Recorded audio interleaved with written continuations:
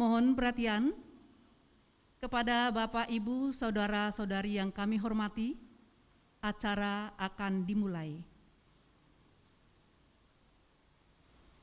Shalom. Selamat sore. Salam sejahtera untuk kita semua.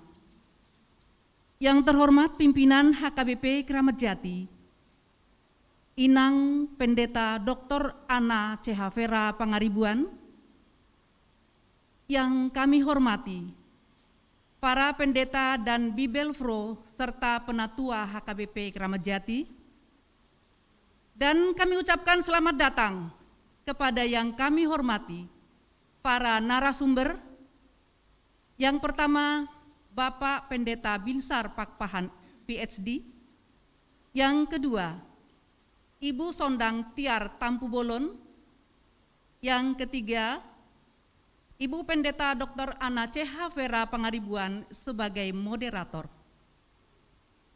Serta kami ucapkan selamat datang kepada yang kami hormati, para peserta seminar yang berbahagia, yang hadir di gereja ini, dan para peserta yang mengikuti seminar melalui Zoom Cloud Meeting atau live streaming melalui channel YouTube HKBP Kramat Jati. Pertama-tama marilah kita panjatkan puji syukur kehadirat Tuhan yang Maha Kuasa. Atas karunia-Nya lah kita dapat melaksanakan seminar yang bertema Peace and Love in Christ dalam rangka Gotilon dan HUT HKBP Kramat Jati yang ke-57. Perkenankan saya untuk membacakan susunan acara pada sore hari ini. Yang pertama, pembukaan. Kedua, menyanyikan lagu Indonesia Raya. Ketiga, ibadah pembuka. Yang keempat, paparan oleh Bapak Pendeta Binsar Pakpahan PhD. Selanjutnya, paparan oleh Ibu Sondang Tiar Tampu Bolon ST MT. Selanjutnya, sesi tanya jawab peserta online dilanjutkan dengan sesi tanya jawab peserta onsite. Kesimpulan yang disampaikan oleh moderator dilanjutkan dengan menyanyikan sebuah lagu rohani yang diambil dari Kidung Jemaat dan doa penutup. Demikian susunan acara kita hari ini. Kita lanjutkan menyanyikan lagu Indonesia Raya. Hadirin kami mohon untuk berdiri.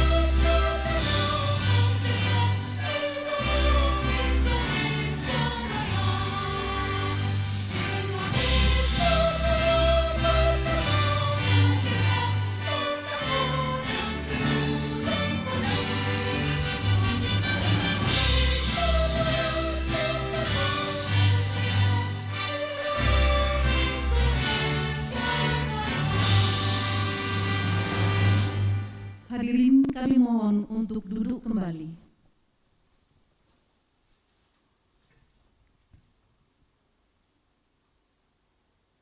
Kita lanjutkan ibadah kepada yang kami hormati Amang Pendeta Zakarias Simajuntak STH M4. Kami persilakan.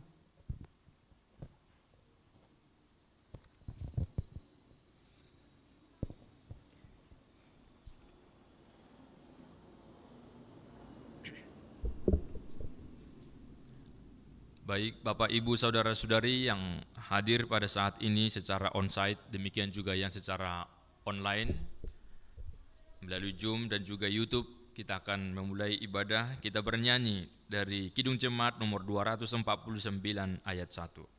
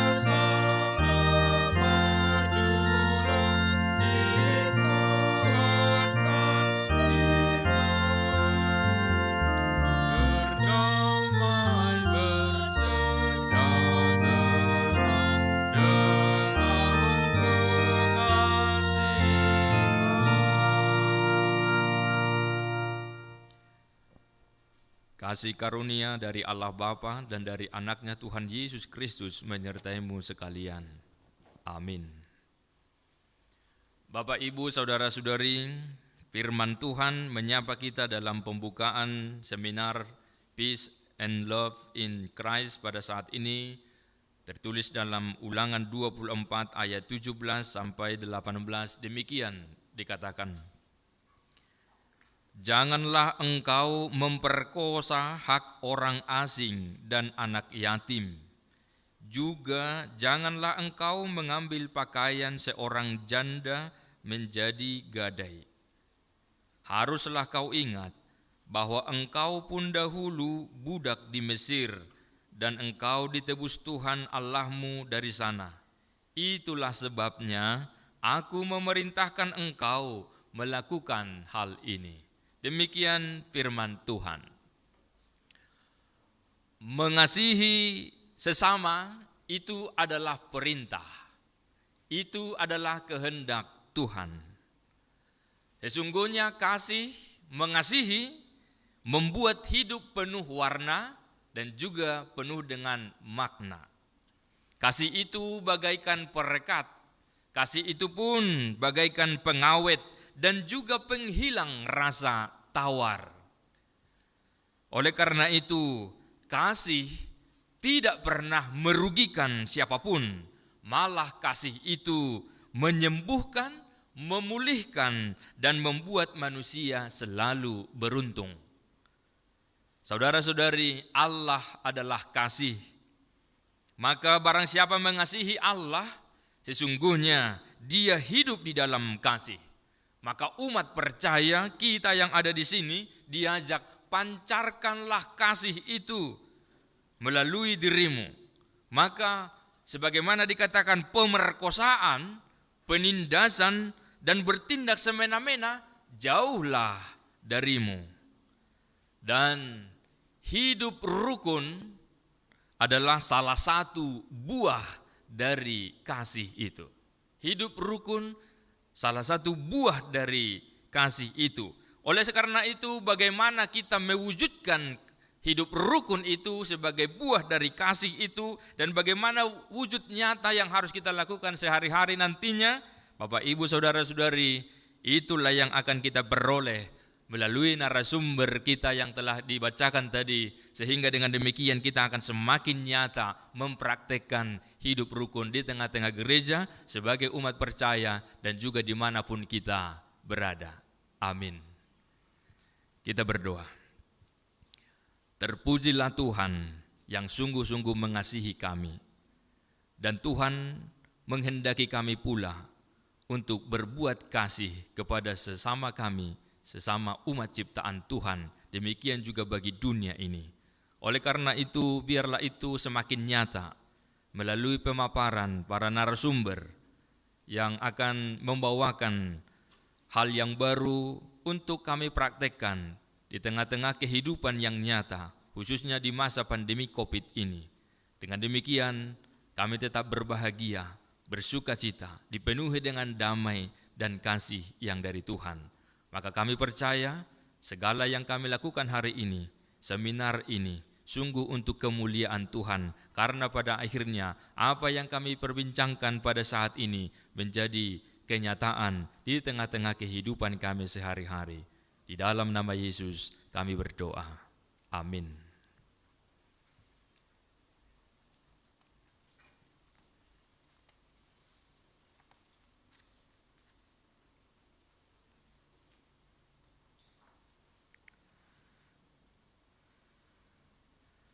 Bapak, Ibu, dan saudara-saudari sekalian, dengan mengucap syukur kepada Tuhan, maka saya membuka seminar ini dengan tema Peace and Love in Christ yang dibawakan oleh masing-masing pembicara, yaitu Bapak Pendeta Binsar Pakpahan PhD dengan judul Apa Kata Tuhan tentang Hidup Rukun di Tengah Bencana ini, dan Ibu Sondang Tiar Deborah Boru Tampu Bolon STMT dengan judul Langkah Konkret Hidup Rukun di Tengah Pandemi COVID-19 dalam rangka memeriahkan pesta ulang tahun HKBP Kramat Jati yang ke-57 dan pesta Gotilon di dalam nama Allah Bapa dan nama anaknya Tuhan Yesus Kristus dan nama Roh Kudus.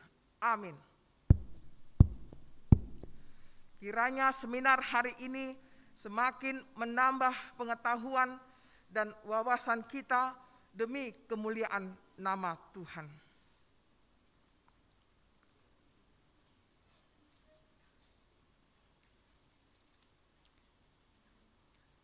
Kita bernyanyi dari Kidung Jemaat nomor 363 ayat 1.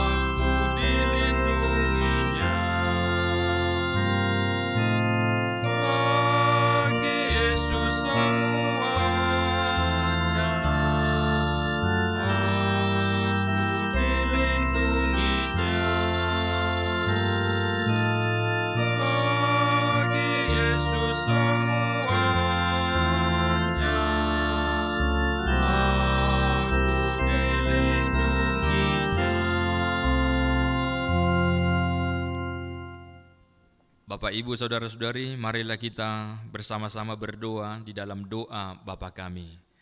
Bapa kami yang di surga, dikuduskanlah namamu, datanglah kerajaanmu, jadilah kehendak-Mu di bumi seperti di surga. Berikanlah kami pada hari ini makanan kami yang secukupnya, dan ampunilah kami akan kesalahan kami, seperti kami juga mengampuni orang yang bersalah kepada kami. Dan janganlah membawa kami ke dalam pencobaan, tetapi lepaskanlah kami daripada yang jahat, karena Engkau yang mempunyai kerajaan dan kuasa dan kemuliaan sampai selama-lamanya. Amin. Anugerah Tuhan kita Yesus Kristus dan kasih setia Allah Bapa dan persekutuan Roh Kudus menyertaimu sekalian. Amin.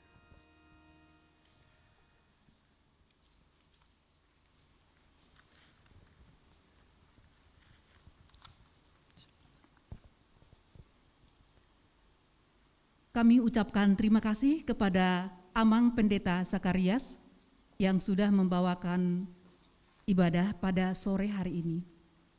Kami ucapkan juga terima kasih kepada Inang Pendeta Dr. Ana Vera Pangaribuan yang telah membuka acara seminar kita pada sore hari ini. Baiklah hadirin yang kami hormati, tibalah saatnya yang kita tunggu-tunggu, yaitu sesi paparan materi dan diskusi seminar. Kepada moderator dan narasumber, kami persilakan untuk duduk di tempat yang telah disiapkan di depan.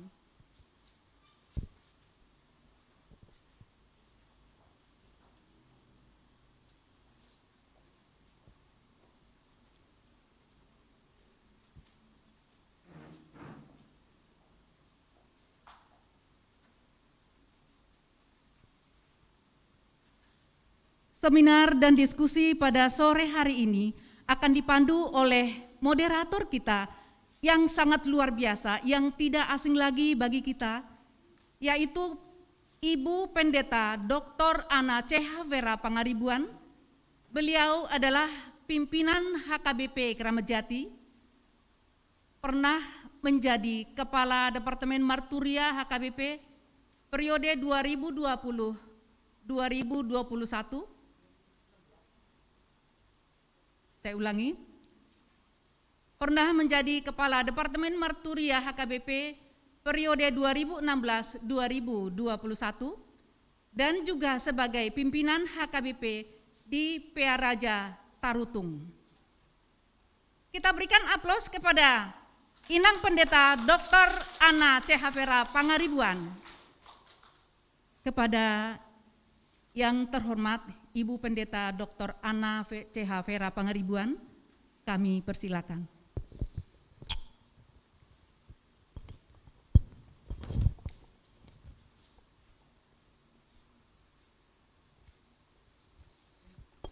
Shalom. Apa kabarnya? Bagus, puji Tuhan.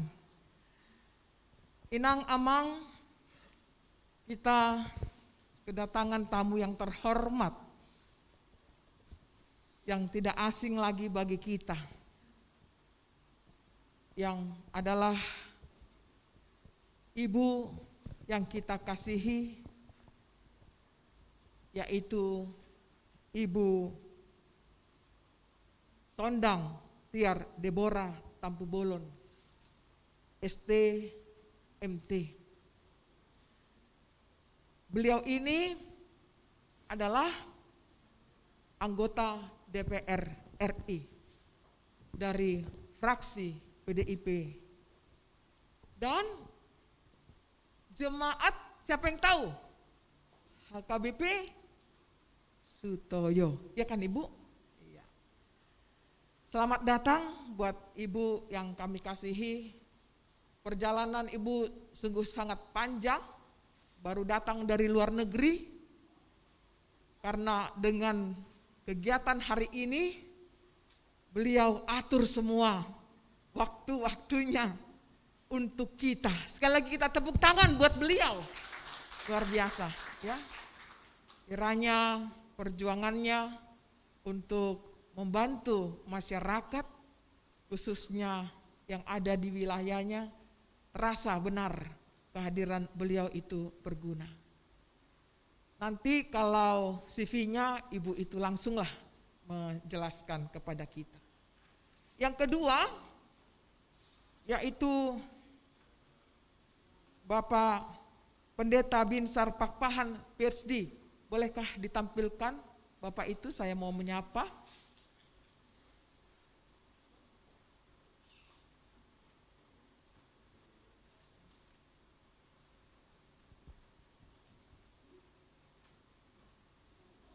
Selamat sore. Kalau di Indonesia. Selamat sore Bapak Pendeta Binsar Jonathan Pakpahan PhD. Di Indonesia ini sore hari. Di Belanda ini jam berapa ya? 12:30 Ina.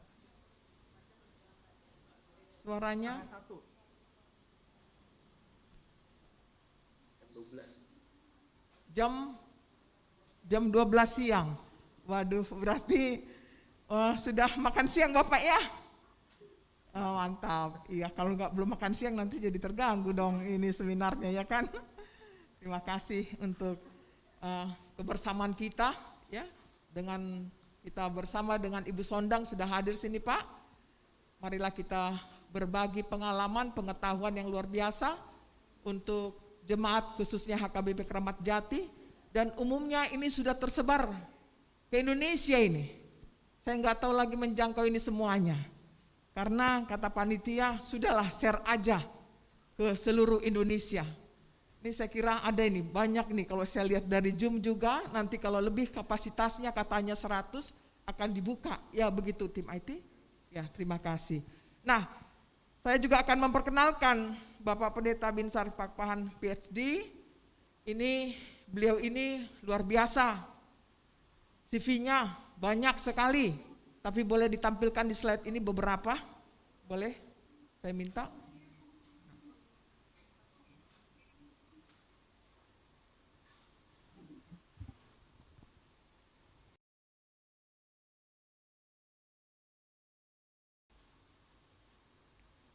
Ya, inilah Bapak Pendeta kita, Pendeta Binsar Jonathan Pakpahan PhD. Beliau adalah seorang pendeta HKBP, Wakil Ketua 4 Bidang Public Relation di Sekolah Tinggi Filsafat Teologi Jakarta. Kemudian di 2016 start yang disebut Habilitation Dissertation Institute for Ecumenics Theology Westfalen. Ini bahasa Jerman ini. Gak ngertos aku. Universitas Münster. Ya. 2011 dia Doctor of Philosophy PhD Faculty of Theology majoring in Systematic Theology di Vrije University Amsterdam. Wah luar biasa Pak ya. 2005 adalah Master of Art in Theology MATH Faculty of Theology majoring in Systematic Theology di Amsterdam, cum laude, luar biasa. Lalu 2003-nya Bachelor of Theology, Sarjana Teologi STT di Jakarta. Dan Inang Amang ini masih banyak lagi nih CV-nya, 3 lembar. Ya, ini saya mau tunjukkan tapi nggak mungkin saya bacakan semuanya toh. Itu saja inti-intinya. Ini 1, 2, 3 luar biasa ya. Dan beliau ini sebentar lagi mau jadi profesor. Yang mungkin yang profesor yang termuda kali ya. Tepuk tangan dulu buat Bapak Pendeta Binsar Jonathan Pakpahan, luar biasa. Ya nanti diperkenalkan keluarganya ya, dengan Ibu Sondang, keluarganya lebih dekat lah ya untuk disampaikan kepada kami.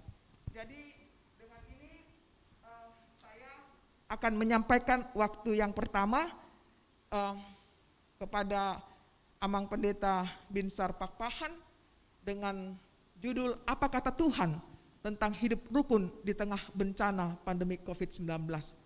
Dalam rangka tema kita Peace and Love in Christ, tadi sudah dihantar dengan Bapak Pendeta kita Sakarias Simanjuntak. Tepuk tangan juga kepada Bapak Pendeta kita yang sudah singkat, padat, jelas, karena memang kita sudah diatur waktunya, tapi beliau hebat untuk menyampaikan seindah mungkin bahwa berkat dalam kehidupan kita adalah kasih yang dari Kristus. Oleh karena itu saya tidak berpanjang-panjang lagi, kami sampaikan waktu dan kesempatan ini oleh Bapak Pendeta Binsar Pakpahan. Silakan.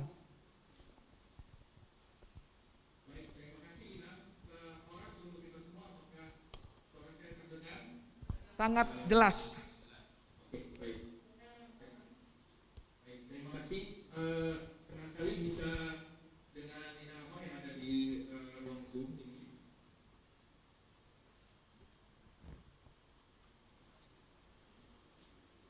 Ina Amor beberapa kali juga ada dalam acara. Beliau adalah seorang warga kita yang sekarang menjadi anggota perwakilan rakyat yang tentu akan banyak menyampaikan suara-suara kita juga sebagai aspirasi di Dewan yang terhormat. Hari ini Saya dipercaya untuk bicara mengenai topik hidup rukun di tengah bencana. Memang tadi dibilang soal perkenalan keluarga, istri saya Dorta Pardede. Jadi kami sekarang ada di Den Haag di Belanda karena istri saya sedang mengambil S2, saya sendiri jadi peneliti lagi di Amsterdam.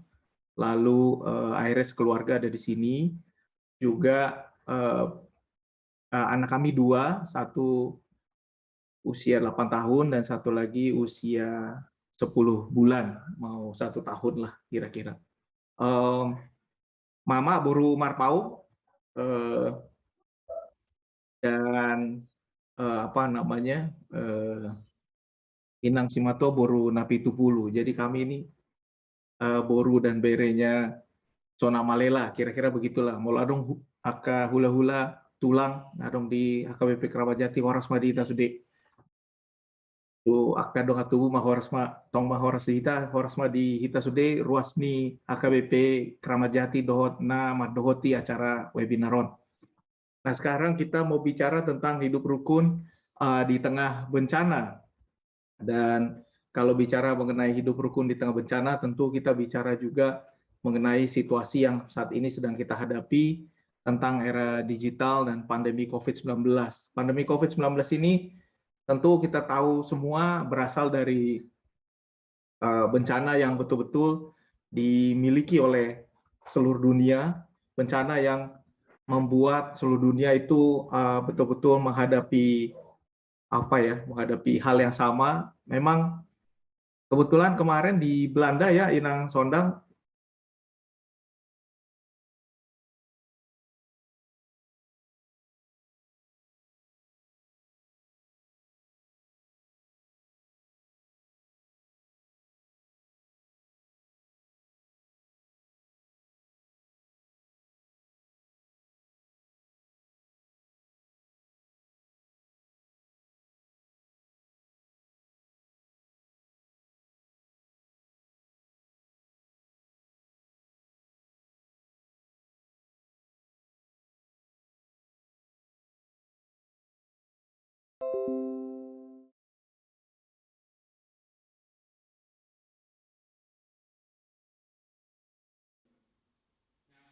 Bedanya juga adalah bagaimana situasi orang-orang ini menghadapi pandemi ini. Meskipun semua orang pada saat ini mengalami hal yang sama, tapi mereka punya pilihan untuk tidak divaksin, dan ini nanti ada hubungannya dengan ketidakadilan.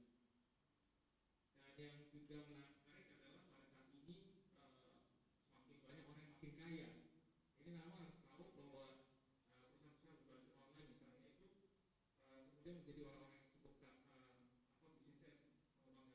Jadi secara ekonomi sebenarnya jenjang atau jarak antara orang kaya dan orang miskin sebenarnya semakin besar di tengah-tengah masa pandemi.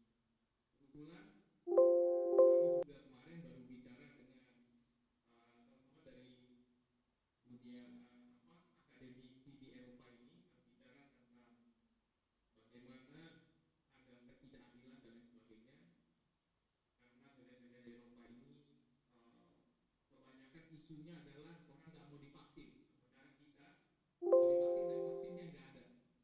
Jadi ada perbedaan isu, ada perbedaan topik pembicaraan antara kita di negara-negara Asia dan Afrika misalnya dengan negara-negara di Eropa. Dan itu adalah kondisi yang kita hadapi di tengah pandemi ini. Sebenarnya memang kita bisa melihat siapa yang dapat prioritas. Jadi ada sebenarnya kalau kita ada di Jakarta, kita mungkin sebagian besar sudah divaksin. Kita tanya saudara yang di kampung, mau dibuka, bilala dan sudah itu kira merah vaksin.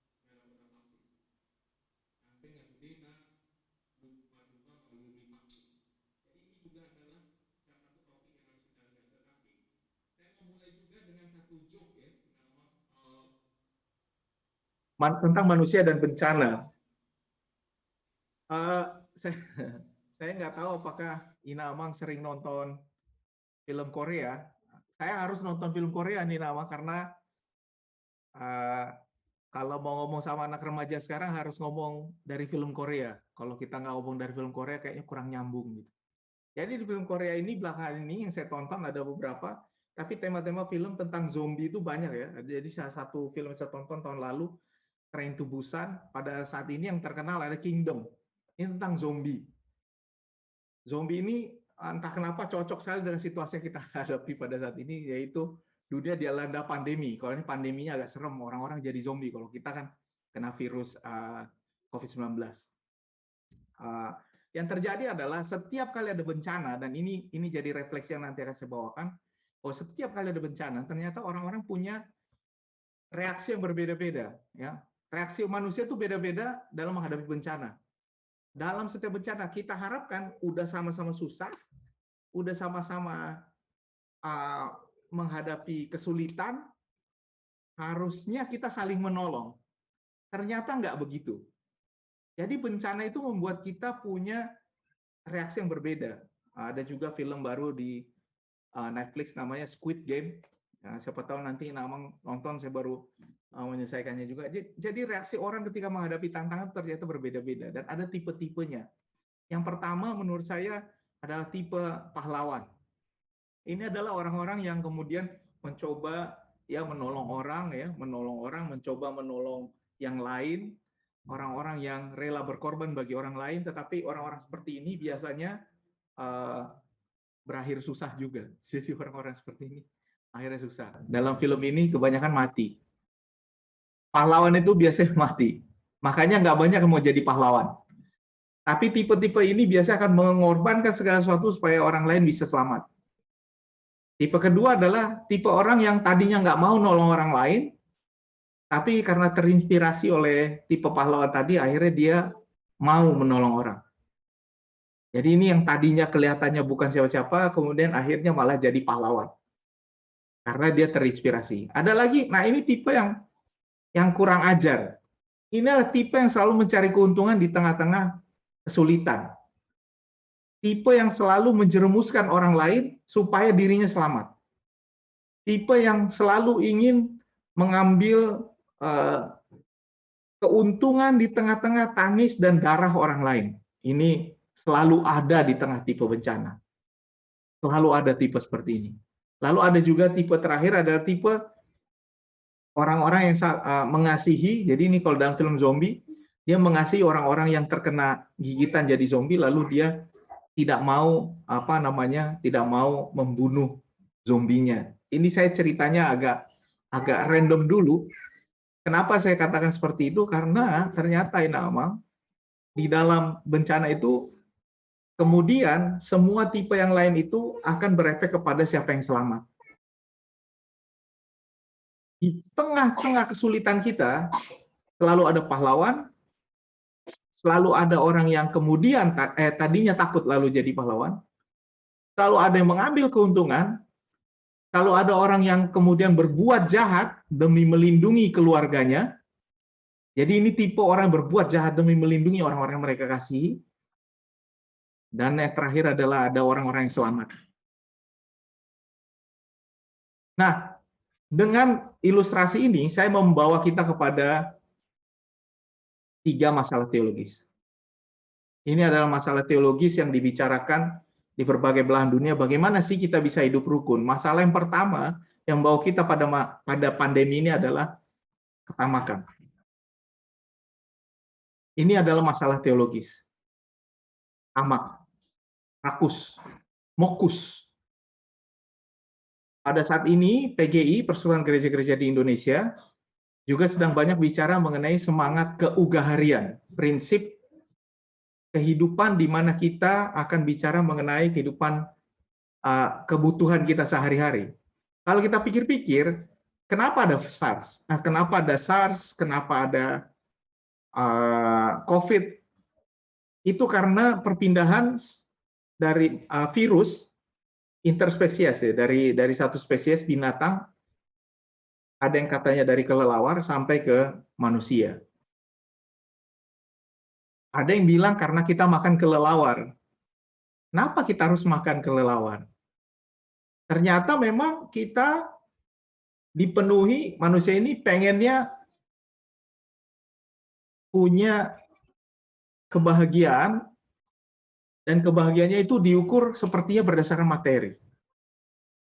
Jadi manusia itu pengennya bahagia Inama, tapi kebahagiaan itu kemudian diukur berdasar materi. Oke, ini berasal dari teori Aristoteles. Aristoteles mengatakan bahwa tiap manusia pada dasarnya ingin bahagia. Lalu di dalam dunia sekarang ini, kita semua mengukur kebahagiaan berdasarkan materi. Bayangkan indeks kebahagiaan manusia, ini saya mau share, indeks kebahagiaan manusia, ini adalah diambil dari Our World in Data tentang kebahagiaan dan kepuasan. Saya akan kasih lihat gambarnya saja, PPT-nya saja. Kalau kita lihat, ini adalah bagaimana orang-orang mengatakan mereka bahagia. Dan orang-orang di dunia sekarang mengatakan bahwa ada hubungan antara negara kaya dengan negara miskin. People in richer countries, orang-orang di negara kaya, kata penelitian ini cenderung lebih bahagia daripada yang lain. Gitu ya. Jadi kata penelitian ini. Kalau kita lihat di atas itu yang paling bahagia, saya mau share, yang paling atas adalah Norwegia. Norwegia paling bahagia. Norwegia itu memang land of the richest. Saya udah pernah ke situ, ada sidang Dewan Gereja Dunia. Di situ harapannya aja seperti buang-buang makanan, saya rasa. Dan kalau pikir-pikir negara Eropa ini, karena minum air kan bisa langsung dari keran ya, tap water. Jadi kita minum air langsung dari keran. Tapi bayangkan bahwa kalau minum air dari keran, saya pikirnya bukan hebat ya, saya pikirnya gila juga orang ini nyuci mobil pakai air minum. Gitu. Jadi cara berpikirnya agak sedikit berbeda. Kalau saya pikir gila juga nih orang Eropa ini mencuci mobil dengan air minum. Dan kita lihat Norwegia dari situ, Indonesia ada di mana dalam skala kebahagiaan ini. Jadi makin kanan atas makin bahagia. Orang Indonesia ada di sini. Kalau Inama bisa lihat, Indonesia ada di situ. Itu Indonesia yang saya lingkari merah itu. Jadi ternyata orang Indonesia mengukur kebahagiaannya agak sedikit berbeda, Inama.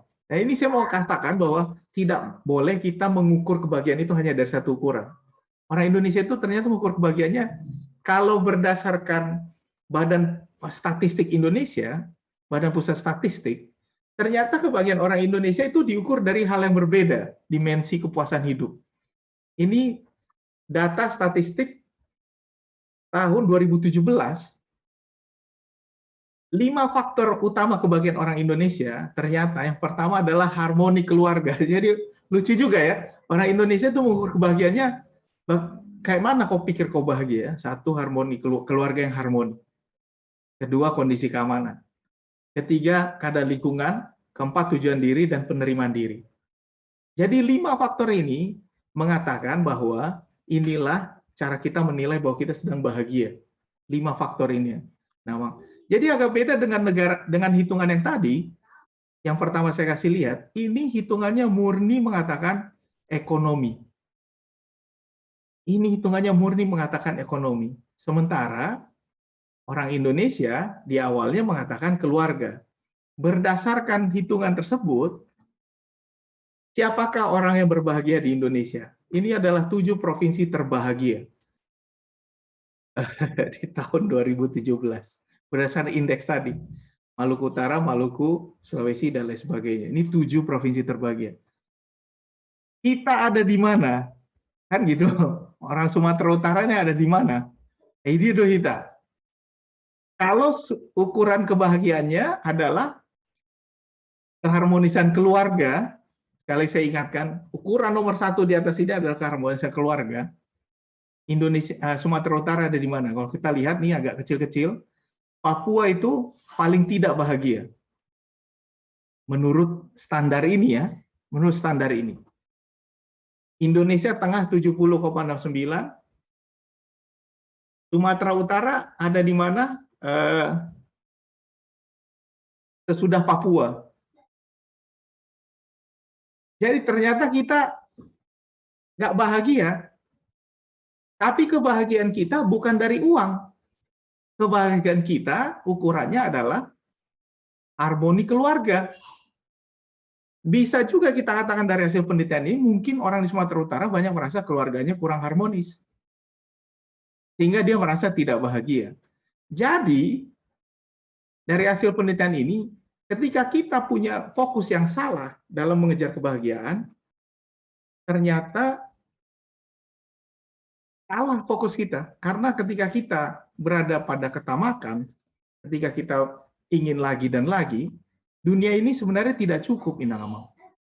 Dunia ini tidak cukup, karena kalau kita lihat jika penghuni dunia hidup seperti orang di Amerika Serikat, maka kita perlu 4 planet bumi. Jika orang di dunia ini hidup seperti orang Prancis, kita perlu 2,5 planet bumi. Artinya dunia ini tidak cukup kalau gaya hidup kita mengejar kebahagiaan yang berdasarkan kemajuan ekonomi. Saya ulangi lagi ya, Inawang. Secara teologis, kehidupan kita tidak akan bahagia kalau kita hanya bicara dari kepentingan ekonomi.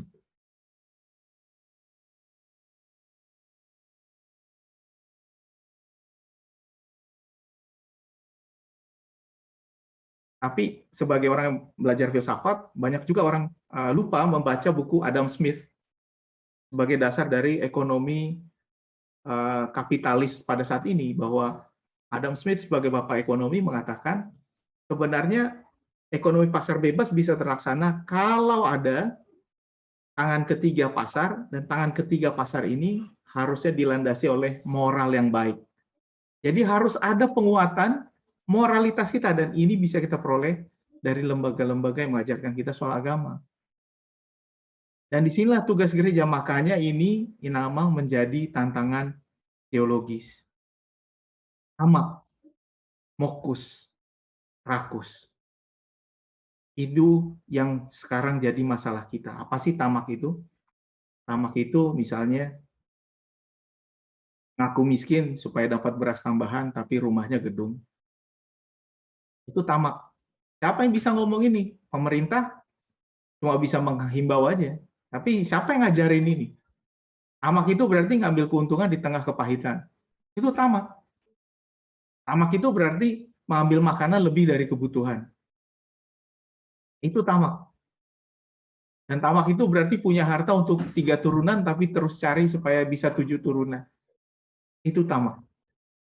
Karena di saat yang sama, kita sebenarnya sedang belajar mengenai bagaimana kita bisa bicara cukup. Cukup. Karena bumi ini nggak kuat. Dan itulah tantangan kita yang kedua. Tantangan teologisnya adalah kerusakan alam. Saat ini alam kita sedang rusak, Inawang. Rusak. Alam kita ini sedang rusak, kita melihat berbagai peristiwa yang terjadi di dunia ini, banjir, bukan hanya di Jakarta ya, banjir itu biasa di Jakarta. Pada badai salju di Texas, negara panas, tapi malah punya badai salju. Badai salju di berbagai tempat, badai salju bahkan terjadi di Yerusalem. Badai salju terjadi di Yerusalem, ini luar biasa. Banjir kemarin terjadi di Jerman dan beberapa bagian Eropa Barat. Ini menunjukkan bahwa alam kita sebenarnya sedang rusak karena kerakusan yang tadi. Bahkan PBB sudah mengatakan kita hanya punya waktu sampai 2030 untuk memperbaiki dunia ini. Kalau 2030 tidak diperbaiki, kemungkinan besar anak cucu kita, anak saya terutama, tidak akan merasakan alam yang sama dengan apa yang saya rasakan. Pada saat ini, Amang, Belanda ini juga merasakan efek dari global climate ya, global warming. Bahwa hujan di sini jadi deras. Jadi Amang di sini mulai banjir loh. Makanya saya ngambil apartemen lantai 4. siapa tahu masih lantai 4. Belanda kan di bawah permukaan laut. Kalau ada apa-apa, lumayan dope gijang dope hami. Jadi agak lumayan. Tapi maksudnya bahwa semua negara sekarang mengalami tantangan ini. Gagal panen ini terjadi sehingga harga makanan makin mahal. Kemarin ada minyak baru tumpah di Los Angeles, di Teluk Los Angeles. Lalu harga semakin mahal dan lain sebagainya. Ini adalah tantangan kita, dan Indonesia adalah negara kedua penghasil sampah plastik di dunia. Jadi kita sebenarnya perlu betul-betul berdiskusi mengenai ini, karena masalah lingkungan hidup ini adalah masalah teologis. Bagaimana kita bisa hidup bersama, hidup rukun? Ada yang pertama bicara soal jangan tamak, karena orang tamak itu, ketamakan itu menghasilkan perdebatan, konflik. Yang kedua, karena tamak itu kemudian menghasilkan kerusakan lingkungan. Dan kerusakan lingkungan ini kemudian akan menjadi konflik yang laten karena kita akan berebut sumber daya alam. Sumber daya alam akan diperebutkan. Inawang. Bayangkan sekarang sudah ada orang yang tidak bisa akses air bersih. Dan kalau saudara-saudara kita bilang karma, saudara-saudara kita bilang karma yang dari Hindu dan Buddha, kita juga tahu bahwa sebenarnya plastik makin banyak penyakit yang aneh-aneh di kita, karena plastik yang kita buang itu kembali ke kita melalui ikan dan produk-produk seafood yang kita makan. Karena ikan sekarang makan plastik. Jadi inilah salah satu akibatnya ketika kita bukan, kalau yang pertama tadi hidup rukun dengan manusia, yang kedua ini hidup rukun dengan alam. Jadi jangan pikir hidup rukun itu cuma hanya dengan sesama manusia saja. Karena kita perlu hidup rukun dengan alam. Karena tanpa hidup rukun dengan alam, kita nggak bisa hidup di dunia ini. Dan yang terakhir adalah tantangan nomor 3, bagaimana cara supaya kita bisa hidup rukun? Yaitu saling menguatkan dan saling menolong. Ini adalah tantangan yang pada saat ini perlu betul-betul diperhatikan. Kalau saya bilang, ya normal lah hidup tolong-menolong, tapi enggak. Nah, itu sebabnya rapat pendeta tahun 2021 mengambil tema ini, debatado, hagogoku atau aku, puji-pujiku, dan mabiarau. Dan tahun depan, HKBP akan punya tahun kesehatian. Karena kita perlu sama-sama melangkah untuk keluar dari masa pandemi ini. Jadi misalnya, kenapa saya bilang saling tolong-menolong, ini adalah isu dunia. Karena pada saat ini ada diskusi vaksin wajib di negara maju, mereka menolak vaksin, sementara di tempat kita pengen vaksin, tapi nggak ada. Jadi, vaksin yang tidak terpakai di Belanda banyak dikirim ke Indonesia. Kemarin mereka baru kirim Johnson udah dikirim ke kita. Lalu mereka kirim juga Janssen, itu vaksin baru juga, yang cuma sekali suntik udah selesai. Itu menjadi isu ketidakadilan. Ternyata memang ada perbedaan bagaimana kita menanggapi ini dengan perbedaan ekonomi menengah ke atas dan ekonomi lemah. Ternyata kita punya cara yang berbeda untuk menanganinya. Saya yakin, kalau Jakarta gereja di HKBP Menteng,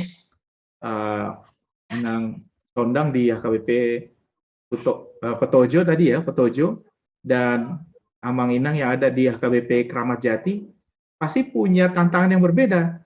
Saya punya abang ya, dulu tulang kami di situ Silalahi, jadi abang Sintua Munte, itu kan banyak orang pasar di situ di Kramat Jati. Jadi tantangan sekarang di situ adalah tantangan saling tolong-menolong, bagaimana orang-orang yang hidup dari pasar itu kemudian menghadapi masalah seperti ini. Kalau masalah di kami, di Menteng, ini saya lihat ya, kalau di HKBP Menteng, ketika gereja ditutup, ketika gereja dibuka lagi, malah sedikit yang masuk gereja, karena semuanya takut. Kalau saya lihat di HKBP Kramat Jati, lebih banyak yang masuk gereja karena perlu. Gitu. Kenapa itu? Karena ini sebenarnya bisa dijelaskan, kalau ini penelitian sosial, bahwa katanya, atau benar apa enggak, ini dia, bahwa orang-orang dari negara income yang lebih rendah, lebih kembali kepada imannya daripada negara-negara kaya. Jadi orang Eropa ini belum tentu kembali ke Tuhan juga. Tapi justru kita itu akan semakin bersemangat dalam sikap beragama kita.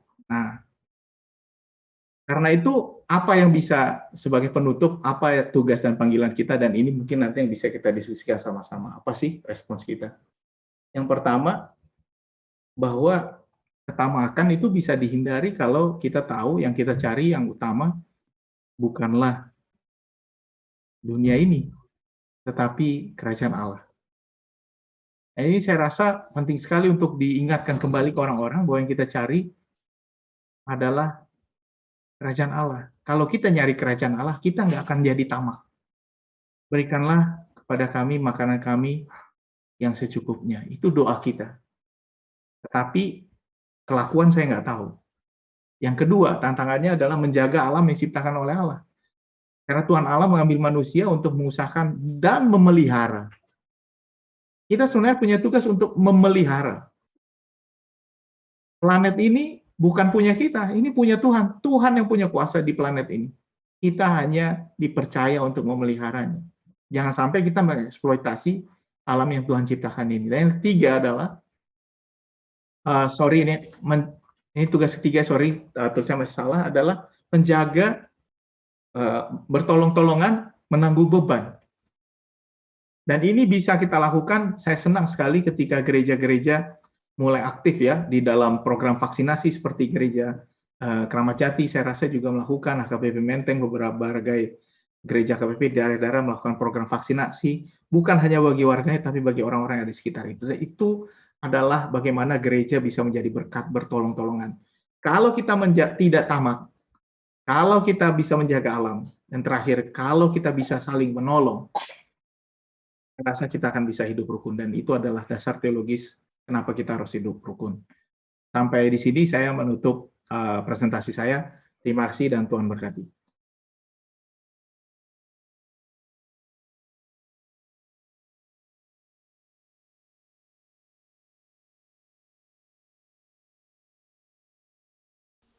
Kalau saya katakan SPJ, singkat, padat, jelas. Karena kalau di kantor pusat pegawai atau staf mengatakan kepada saya, Bu, SPJ kami, tanya, apa SPJ-mu? Ya ada lah Ibu, Wanipiro. Tidak, singkat, padat, jelas. Ya, terima kasih buat masukan yang sangat berharga. Nanti kita tunggu ada respon dari jemaat kita secara onsite maupun online. Bersabar dulu Bapak Doktor kami. Sekarang kita sampai saja dulu memanfaatkan waktu yang sungguh sangat sempit ini, tapi sangat berharga. Kita berikan dulu kepada Ibu Sondang Tampu Bolon waktu dan tempat, kami persilakan.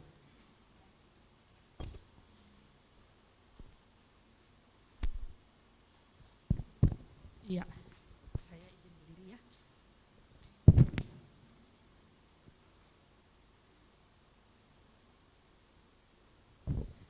Horas dihita saluhutna.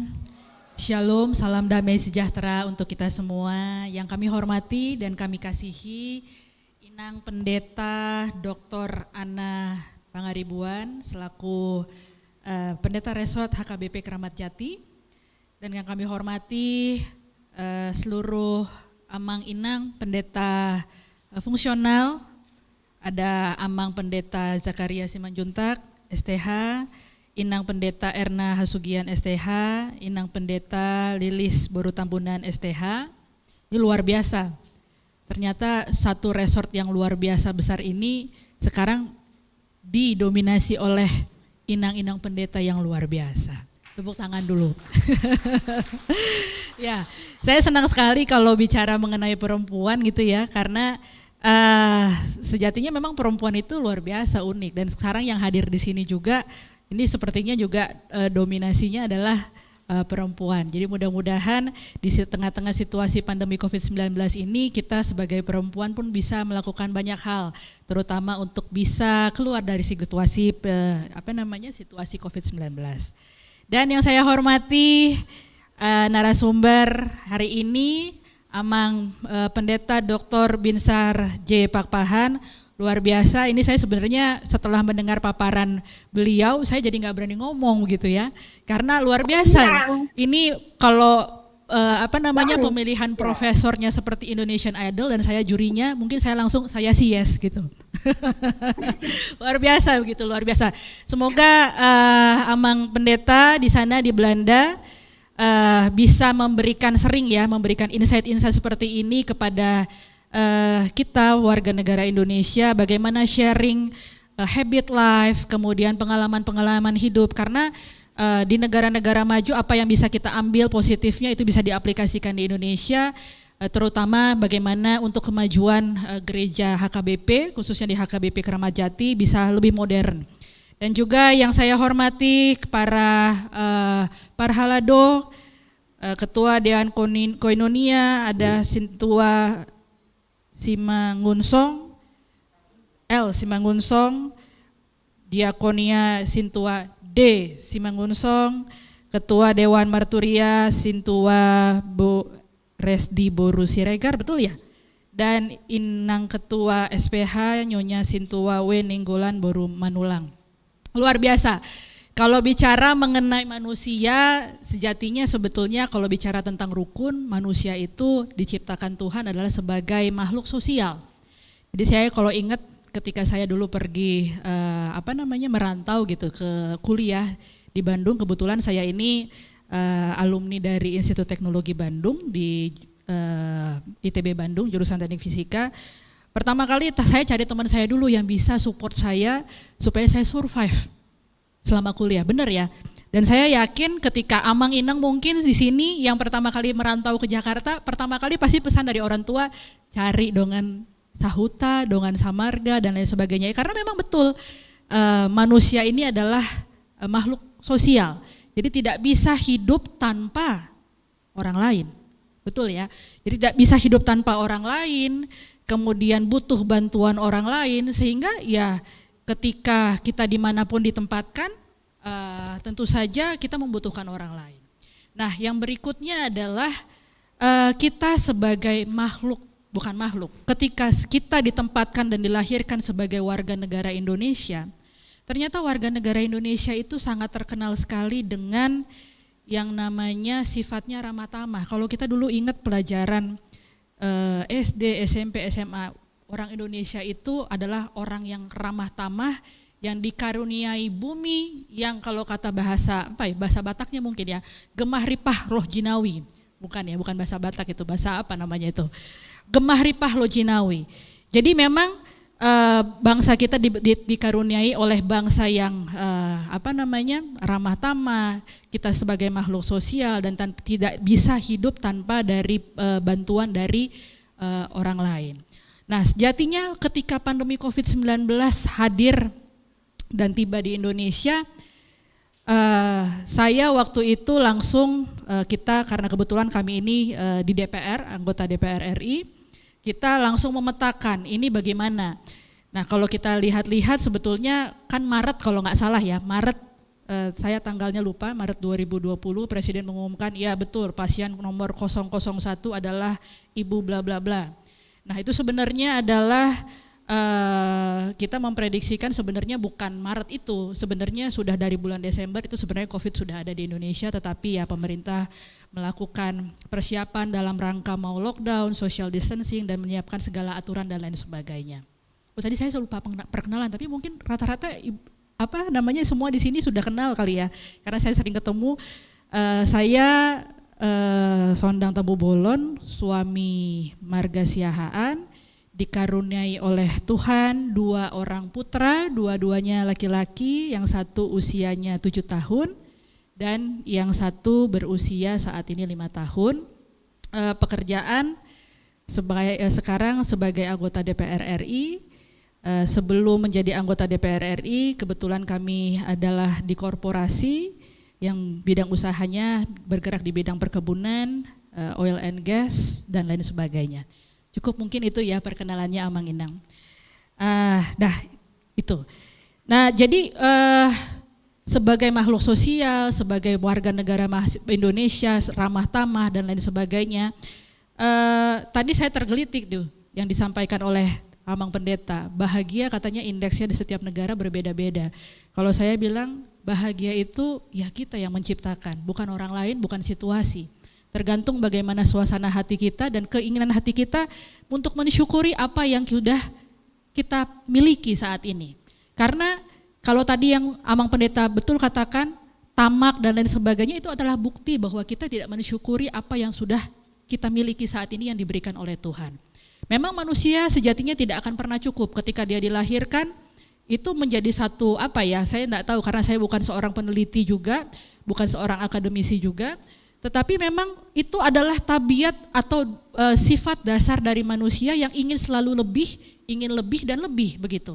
Tetapi ketika katakan tidak pernah cukup atau kata tidak pernah mensyukuri, tidak ada dalam hidupnya, itulah yang disamakan tidak akan bahagia. Jadi mungkin saya mau menambahkan tadi satu kriteria poin bagaimana indikator daripada kebahagiaan adalah pengucapan syukur begitu. Mungkin nanti bisa dijelaskan lagi mungkin kepada Amang Pendeta Dr. Binsar Pakpahan. Nah, hari ini saya melakukan seminar dengan judulnya Langkah Konkret Hidup Rukun di Tengah Masyarakat dalam Menghadapi COVID-19. Nah, kalau kita lihat data, next kalau boleh slide pertama, data COVID-19 ini saya coba rangkum dari data terakhir yaitu kemarin Jumat 8 Oktober 2021 bahwa jumlah yang bertambah itu adalah 1.384 orang, masih ada ternyata. Kemudian jumlah pasien sembuh 3.514 orang, kemudian jumlah meninggal dunia 66 orang. Tetapi kalau kita lihat bahwa ternyata ada perbaikan dari hari-hari sebelumnya. Jadi ada yang positif tapi ada yang sembuh, good news-nya, walaupun ada kabar duka juga.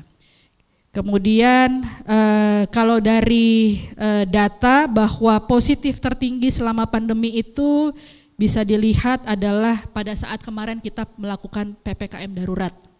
Itu tanggal 14 Juli 2021 sebanyak 54.517 orang. Tetapi kesembuhan tertinggi juga ada di 27 Juli 2021 sebanyak 47.128. Data kematian tertinggi selama pandemi itu 27 Juli 2021 sebanyak 2.069. Ini bukan akumulasi tetapi daily harian, kasus hariannya. Kalau diakumulasikan mungkin ya sudah banyak begitu. Tetapi kita melihat bagaimana ada perbaikan-perbaikan setelah banyak hal yang dilakukan oleh semua pihak. Nah, kita bisa melihat juga bagaimana di kasus di negara-negara lain, di kasus yang ada di negara lain. Seperti di Amerika Serikat ternyata tetap masih ada saja kasus baru yaitu 102.090 orang. Tetapi yang sembuh juga ada, meninggal dunia juga ada. Inggris masih juga bertambahnya kasus baru, begitu juga dengan Jepang. Next. Nah, pandemi COVID-19 kita tahu semuanya, Bapak Ibu sekalian, bahwa itu sangat berdampak sekali kepada semua sektor, terutama kita bicara tentang 3 sektor yang paling besar saja, yaitu sektor kesehatan, sektor ekonomi, sektor sosial. Dari segi kesehatan, jumlah kematian itu meningkat dengan cukup signifikan dibandingkan sebelum pandemi. Nah, tetapi di dalam setiap setiap kejadian, saya tuh selalu mengambil ada pros and cons, ada positif, ada negatif. Dan negatifnya mungkin katanya banyak orang yang sakit, ada jumlah kematian yang tinggi, tetapi positifnya apa? Pandemi COVID-19 itu mengajarkan seluruh masyarakat Indonesia, bahkan seluruh warga dunia untuk aware terhadap pentingnya kesehatan. Betul ya? Semenjak COVID-19, saya yakin setiap hari itu kita mencari informasi apa itu obat COVID, obat corona, bagaimana supaya tidak terkena corona, kemudian vitamin apa yang bisa meningkatkan daya tahan dan imunitas tubuh, betul nggak? Betul ya, artinya apa? Positifnya adalah awareness kita terhadap kesehatan dipaksa untuk lebih care dan aware terhadap kesehatan. Dan saya yakin setelah pandemi COVID-19 ini berakhir, kita tidak bisa lagi kembali kepada kehidupan kita yang lama. Kita harus move on dan bagaimana kebiasaan-kebiasaan baru itu akan meningkatkan kualitas daripada kehidupan manusia kualitas kehidupan dunia tidak hanya di Indonesia tetapi di seluruh dunia. Saya jadi berpikir-pikir gitu. Apakah ini yang disebutnya namanya seleksi alam? Ketika misalnya kalau dulu ada teori evolusi begitu. Bagaimana siapa yang kuat, dia yang menang. Kemudian bagaimana manusia zaman purba atau hewan-hewan purba yang tidak bisa mengikuti evolusi dan akhirnya punah. Nah itu apakah mungkin seperti itu? Karena kita ternyata yang mungkin saat ini masih diberi kesempatan untuk hidup dan berkarya, ini yang akan melanjutkan hidup dan yang akan memiliki kualitas hidup yang jauh lebih baik. Begitu. Kemudian dampak yang berikutnya terhadap COVID-19 ini tentu saja adalah bagaimana tingkat kesejahteraan, pertumbuhan ekonomi tidak hanya negara kita tetapi hampir di seluruh negara, bukan hampir di seluruh negara, memang di seluruh negara itu anjlok. Bagaimana rencana-rencana tahunan, rencana jangka menengah 5 tahunan, rencana jangka panjang dari sebuah negara itu semuanya akhirnya berubah dan menyesuaikan bagaimana dengan situasi pandemi COVID-19. Tetapi itu negatifnya ya begitu ya. Tetapi apa positifnya? Ternyata dengan adanya pandemi COVID-19 kita dipaksa untuk melakukan protokol kesehatan yang sangat ketat. Kemudian adaptasi apakah itu melakukan work from home, school from home untuk anak-anak, untuk kemudian beribadah harus dari rumah. Ternyata kita dipaksa untuk bagaimana bisa melakukan atau masuk kepada dunia teknologi digital. Dan bagaimana teknologi digital ini ternyata mengubah pola kehidupan ekonomi daripada suatu bangsa. Saya yakin sekali sekarang hampir semuanya mungkin punya aplikasi Gojek gitu. Ada nggak yang nggak punya aplikasi Gojek di ininya? Mungkin masih ada juga. Tetapi bagaimana teknologi digital itu mengubah kehidupan daripada perilaku ekonomi daripada semua makhluk atau semua orang saat ini termasuk juga di Indonesia. Begitu. Kemudian teknologi digital memaksa kita, pandemi COVID-19 ini memaksa kita untuk melakukan kreativitas. Karena ada banyak sekali sektor-sektor industri yang itu hancur berkeping-keping, terutama sektor di bidang pariwisata, hotel, restoran, kemudian banyak hal gitu ya. Sektor yang misalnya melakukan event-event dalam pernikahan, ada makeup artis, ada kemudian artis-artis yang biasanya setiap minggu bisa tiga kali dia mengiringi entertainment pernikahan, itu tidak sama sekali, jadi akhirnya tidak punya job. Tetapi bagaimana kreativitas dengan adanya teknologi digital, sekarang mulai ada yang namanya konser digital. Wow, luar biasa. Itu memaksa kita untuk bagaimana akhirnya pola kehidupannya masuk kepada digitalisasi. Kemudian seperti ini, mungkin kalau kita tidak pandemi COVID-19, mungkin tidak bisa bertatap muka secara daring dengan Amang Pendeta Dr. Binsar Pakpahan yang ada di Belanda saat ini. Tetapi bagaimana mendekatkan yang jauh, tapi jangan sampai menjauhkan yang dekat, begitu ya, teknologi digital itu ya, itu pesannya begitu. Nah kemudian yang berikutnya adalah dampak sosial. Tentu saja bagaimana pendidikan anak-anak harus melakukan tatap muka secara jauh. Kita pasti akan merasa sekali, terutama bagi anak-anak yang mungkin saat ini masih usia perkembangan, di mana dia harus bersosialisasi, berinteraksi, tetapi dia nggak punya teman. Nah itu saya nggak tahu penelitiannya, mungkin ada sudah mulai ada, karena manusia itu adalah makhluk sosial yang harus berinteraksi dengan orang. Ketika dia harus melakukan pendidikan jarak jauh, artinya ada satu entitas yang hilang di sana, adalah interaksi. Tetapi positifnya adalah ada munculnya tatanan-tatanan kehidupan yang baru atau ada adaptasi kehidupan baru atau yang disebut juga new normal life, begitu ya. Oke, kemudian berikutnya. Nah, setelah pandemi COVID-19 masuk, apa sih langkah-langkah konkret supaya kita bisa segera keluar dari pandemi COVID-19.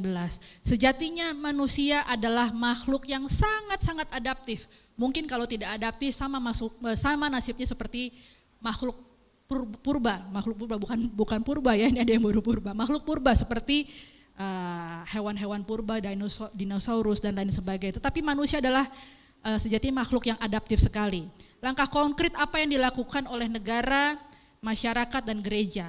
Kami bersama dengan pemerintah, karena kami itu di DPR adalah legislatif, yang meminta dan bekerja sama kepada pemerintah selaku eksekutif untuk melakukan penanganan COVID dengan membuat yang namanya Undang-Undang Kedaruratan COVID, yaitu Perpu nomor 1 yang menjadi Undang-Undang nomor 2 tahun 2021, yang isinya antara lain bagaimana percepatan terhadap penanganan pasien-pasien yang COVID-19, kemudian dampak-dampaknya terhadap COVID-19 seperti jaring pengaman sosial, karena kita waktu itu diwajibkan untuk stay at home, tidak bisa melakukan aktivitas sosial, tidak bisa melakukan aktivitas ekonomi, sehingga mau tidak mau harus ada jaring pengaman sosial yang ya manusia kebutuhannya adalah makan, kebutuhannya adalah minum, kemudian kebutuhannya adalah melakukan pendidikan untuk anak-anak dan lain sebagainya, termasuk melakukan relaksasi atau percepatan pemulihan ekonomi nasional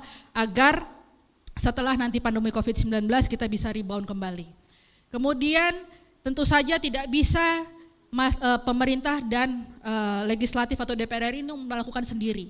Harus ada kerjasama semua pihak, yaitu baik dengan masyarakat dan berbagai macam organisasi. Saya di sini ataupun organisasi ataupun lembaga.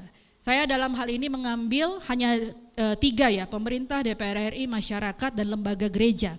Masyarakat apa langkah konkretnya? Tentu saja taat protokol kesehatan, membatasi aktivitas sosial ekonomi dengan work from home, LFH, learn from home, PFH, pray from home. Tetapi sekarang mungkin sudah mulai aktivitas kembali beribadah setelah PPKM darurat tetapi terbatas. Dan masyarakat juga gotong royong melakukan aksi-aksi solidaritas. Begitu ya, aksi-aksi solidaritas. Nah, bagaimana dengan gereja dan warga gereja dalam hal ini? Tentu saja kami juga melihat bahwa kemarin ini gereja ikut membantu bersama-sama dengan seluruh pemangku kepentingan untuk mensosialisasikan protokol kesehatan. Bagaimana menutup gedung-gedung ibadah sehingga tidak ada lagi yang bisa beribadah di di gedung gereja, tetapi melakukan online ibadah online dan lain sebagainya. Mati ya. Kemudian dan juga saya yakin kita juga kemarin bekerja sama dengan berbagai macam gereja yang ada di DKI Jakarta melakukan aksi solidaritas sosial bersama dengan seluruh gereja dan seluruh warga gereja dan masyarakat sekitar gereja. Apakah itu pemberian sembako, kemudian vaksinasi dan lain sebagainya. Nah, itu kemudian yang merupakan satu langkah konkret yang dilakukan oleh gereja dan warga gereja. Nah, next. Nah, sekarang kabar baiknya adalah setelah kemarin mungkin apalagi PPKM darurat gitu ya, orang-orang terdekat kita itu hampir setiap hari kita itu WA saya itu selalu mendengar turut berduka cita. Tetapi saya yakin di balik hujan pasti ada selalu matahari yang senantiasa akan bersinar. Good news-nya adalah sekarang ini COVID-19 sudah mulai terkendali. Dengan data yang tadi saya sampaikan, hari per hari kasus-kasus yang baru itu sudah semakin turun. Bukan tidak ada, tetapi semakin turun.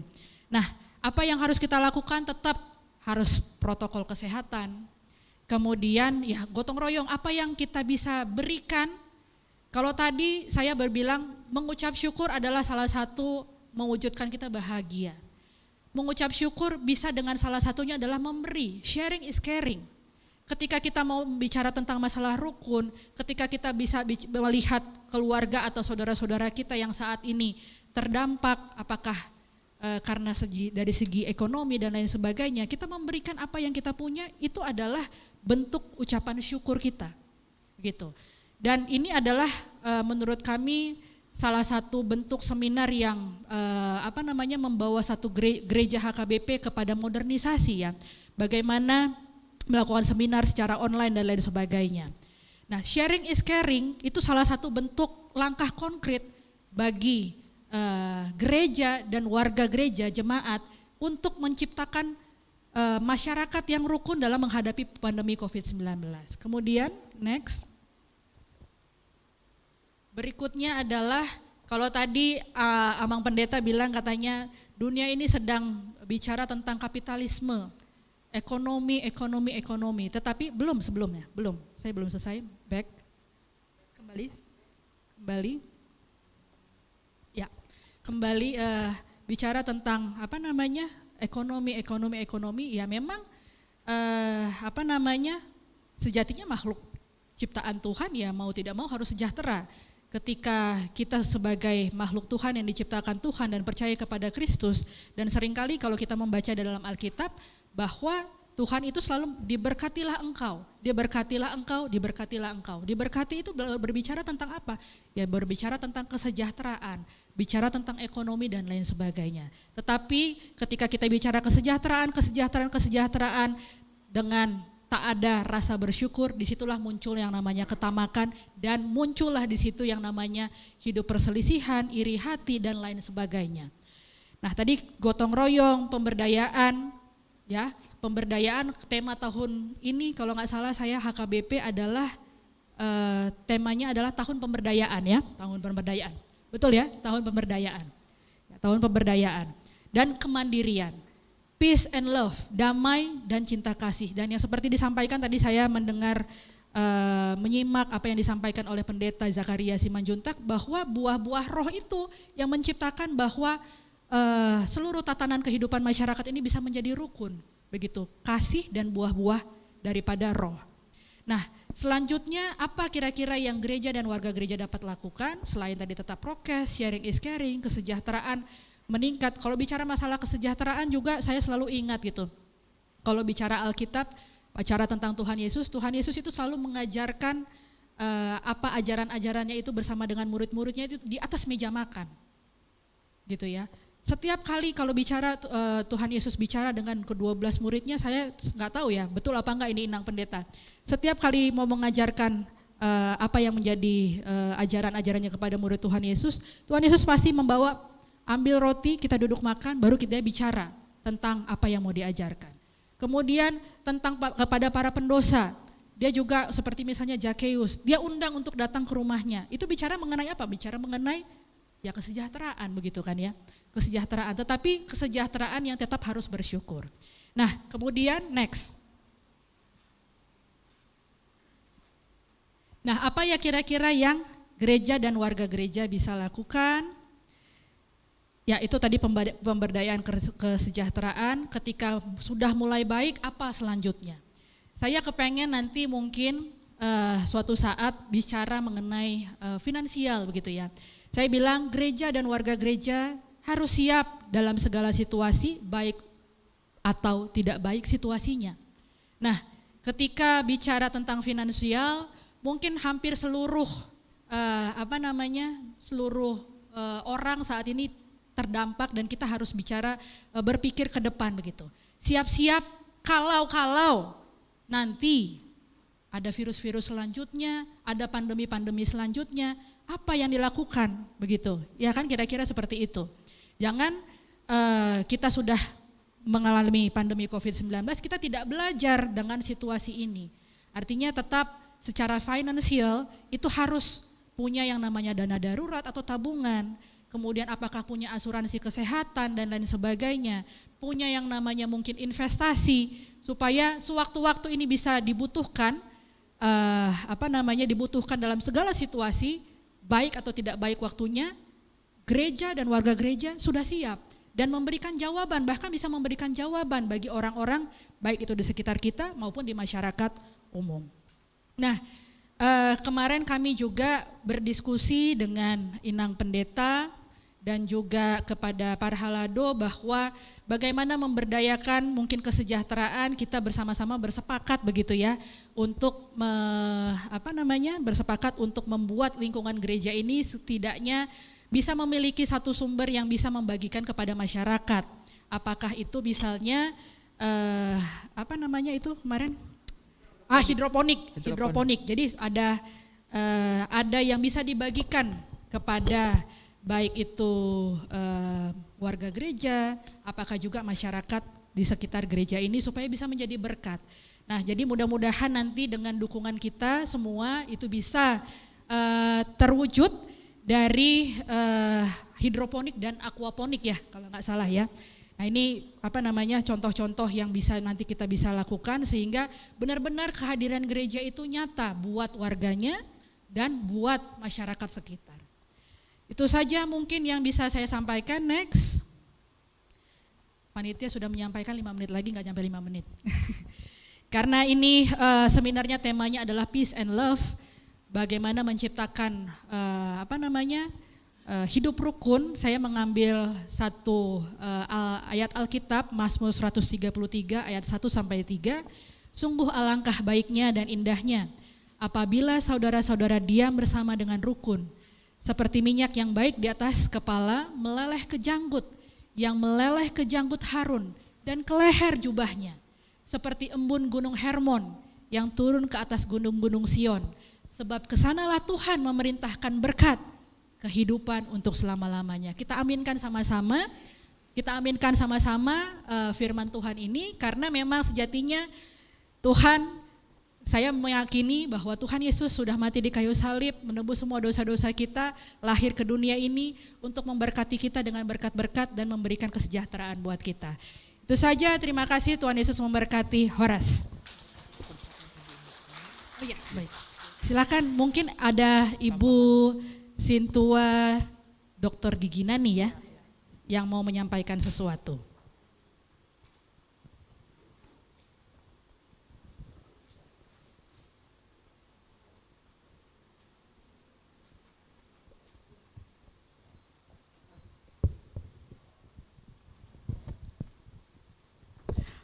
Horas, Amang, dan Inang semuanya.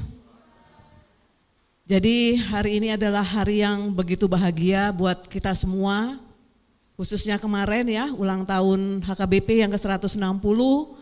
Dilanjutkan dengan ulang tahun HKBP Keramat Jati yang ke-57. Selamat ulang tahun buat kita semua. Nah, saya hadir di sini. Tadi sudah diperkenalkan, saya Sintua Nani Rumah Horbo, saya di HKBP Duren Sawit. Tapi prinsip saya adalah jemaat HKBP. Kebetulan rumah saya di daerah Duren Sawit, jadi kita sama gitu ya. Jadi pada saat ini kami mengucapkan terima kasih kepada Inang Pendeta Dr. Ana Vera yang sudah mengundang kami untuk bersama-sama bercerita pengalaman kami. Demikian juga kepada yang terhormat Inang Sondang Tampu Bolon, kami bangga sekali sebagai perempuan yang tangguh ya, bisa menjadi inspirasi kita. Di sela-sela kesibukannya masih sempat untuk bersama-sama berdialog dengan kita pada saat ini. Demikian juga untuk Amang Pendeta Binsar, Dr. Binsar Pakpahan, kami juga berterima kasih dengan ilmunya.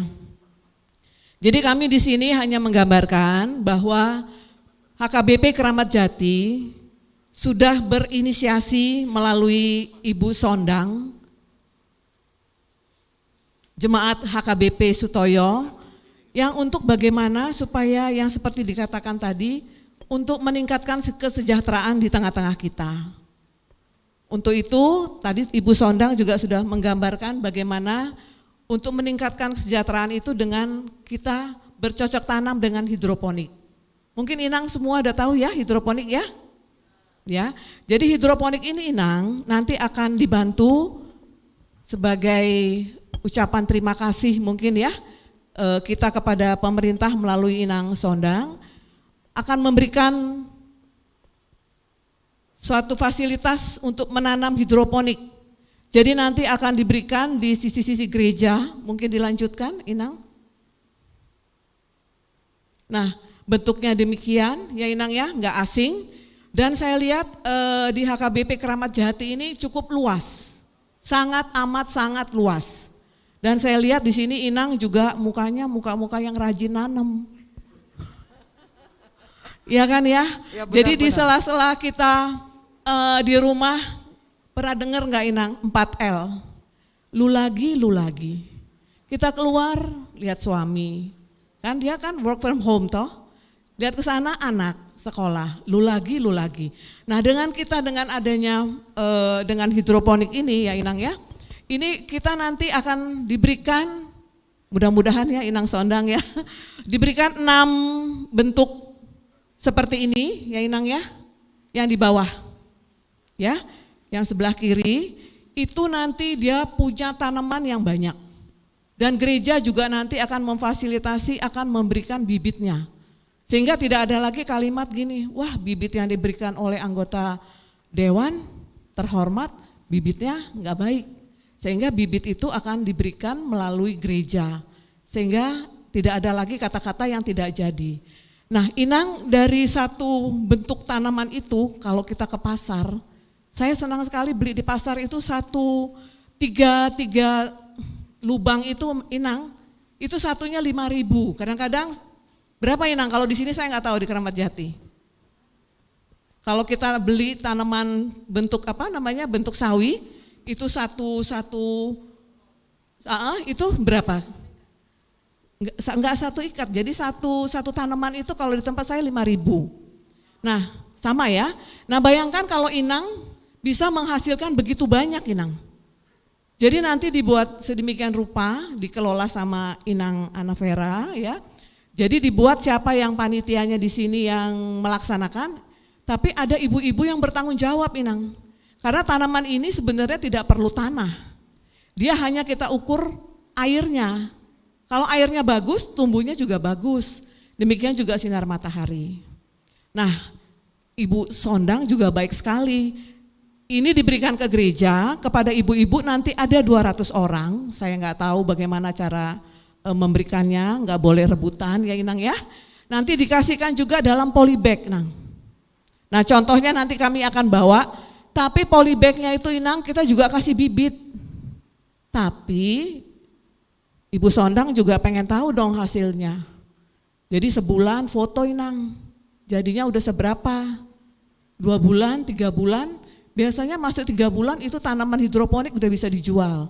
Sehingga kalau dijual itu sudah ada harga Inang yang bisa dikumpulkan. Terserah nanti bagaimana, apakah mau dikumpulkan di kas diakoni, apakah apa itu saya enggak ini. Yang pasti saya lihat bahwa ada satu niat baik daripada anggota dewan kita ya, yang memberikan ini kepada kita. Mungkin itu yang saya sampaikan pada saat ini. Dan saya juga terima kasih sekali untuk waktunya, dan Inang dan Amang sekalian supaya menanamnya itu dengan maksimal, ya Inang ya, nanti kita bikin webinar. Jadi siapa yang aktif, siapa yang menerima, dia harus ikut webinar, supaya hasilnya maksimal. Gimana Inang, seneng gak? Seneng ya? Ini menambah penghasilan loh, minimal kita gak beli sayur, bener gak Nang? Nah kalau dikelola bagus bisa menghasilkan finansial. Lanjut Nang. Nah ini dia tanamannya bisa kangkung, bisa apa Inang? Bayam, brokoli. Nah saya kasih tips Inang. Kita sering menanam cabai kan langsung tuh disemai. Sebenarnya yang paling bagus Inang itu nanamnya itu pakai bahan dari Inang? Hidroponik. Jadi itu ada bahannya yang seperti busa. Nah itu kita colok, kita kasih Inang cabenya. Tapi Inang juga mesti tahu cabai yang dipilih adalah kalau kita rendam di air, kalau dia di atas ngambang itu mesti dibuang, itu enggak bagus. Ya Inang, ditanam, nanti kalau sudah kira-kira tumbuh ada 5 sampai 10 daun, baru kita pindahkan ke polybag. Itu akan menghasilkan yang baik. Dan ini semua akan diberikan dari anggota dewan kita kepada gereja Inang ya. Jadi nggak bisa langsung melalui gereja. Jadi untuk itu secara simbolis Amang Inang kami bekerja sama dengan waktu itu dengan Sintua Simangunsong, Sintua Siringoringo. Mana fotonya tadi coba Inang yang pertama kali? Mana fotonya ya? Ada nggak fotonya paling belakang Inang? Nah ini Inang tahu nggak sebelumnya coba deh. Ini tahu nggak pohon apa Inang? Wah pinter, bener Nang. Terus lanjut, nggak ada fotonya ya. Jadi kita mempersiapkan ini, saya sebenarnya bersama-sama dengan Sintua di sini dan difasilitasi dengan Inang Ana Vera. Untuk itu saya mengucapkan terima kasih dan kami mohon kepada Inang Sondang memberikan tanaman sebagai simbolis ya kepada dari anggota dewan kita kepada Inang Ana Vera selaku uluan di HKBP. Mau di mana Inang ngasihnya di sini? Apa dia? Silakan, iya.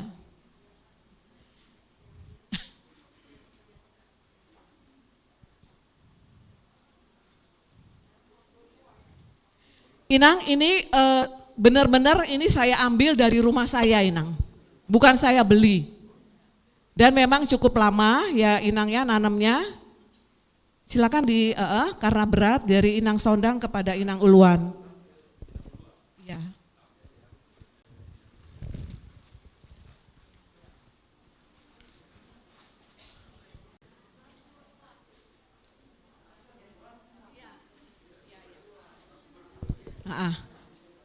Mungkin Inang Sondang langsung. Ya, secara simbolis ya mungkin dengan ini kami berpartisipasi untuk tahun pemberdayaan Gereja HKBP khususnya dalam rangka dalam rangka ulang tahun dan Pesta Gotilon, ulang tahun yang ke-57 tahun. Lebih tua dari usia saya gereja ini, luar biasa. Luar biasa, mudah-mudahan bisa membawa manfaat buat gereja, buat jemaat gereja HKBP Keramat Jati dan juga seluruh warga di sekitar gereja Keramat Jati ini. Terima kasih. Tuhan berberkati. Mungkin ada satu lagi pohon, ini secara simbolis dari Inang Uluan yang memberikan kepada jemaat. Inang terserah memberikan kepada ketua panitia atau kepada ini. Ya, kami panggilkan ketua panitia, Inang Silalahi Boru Simamora.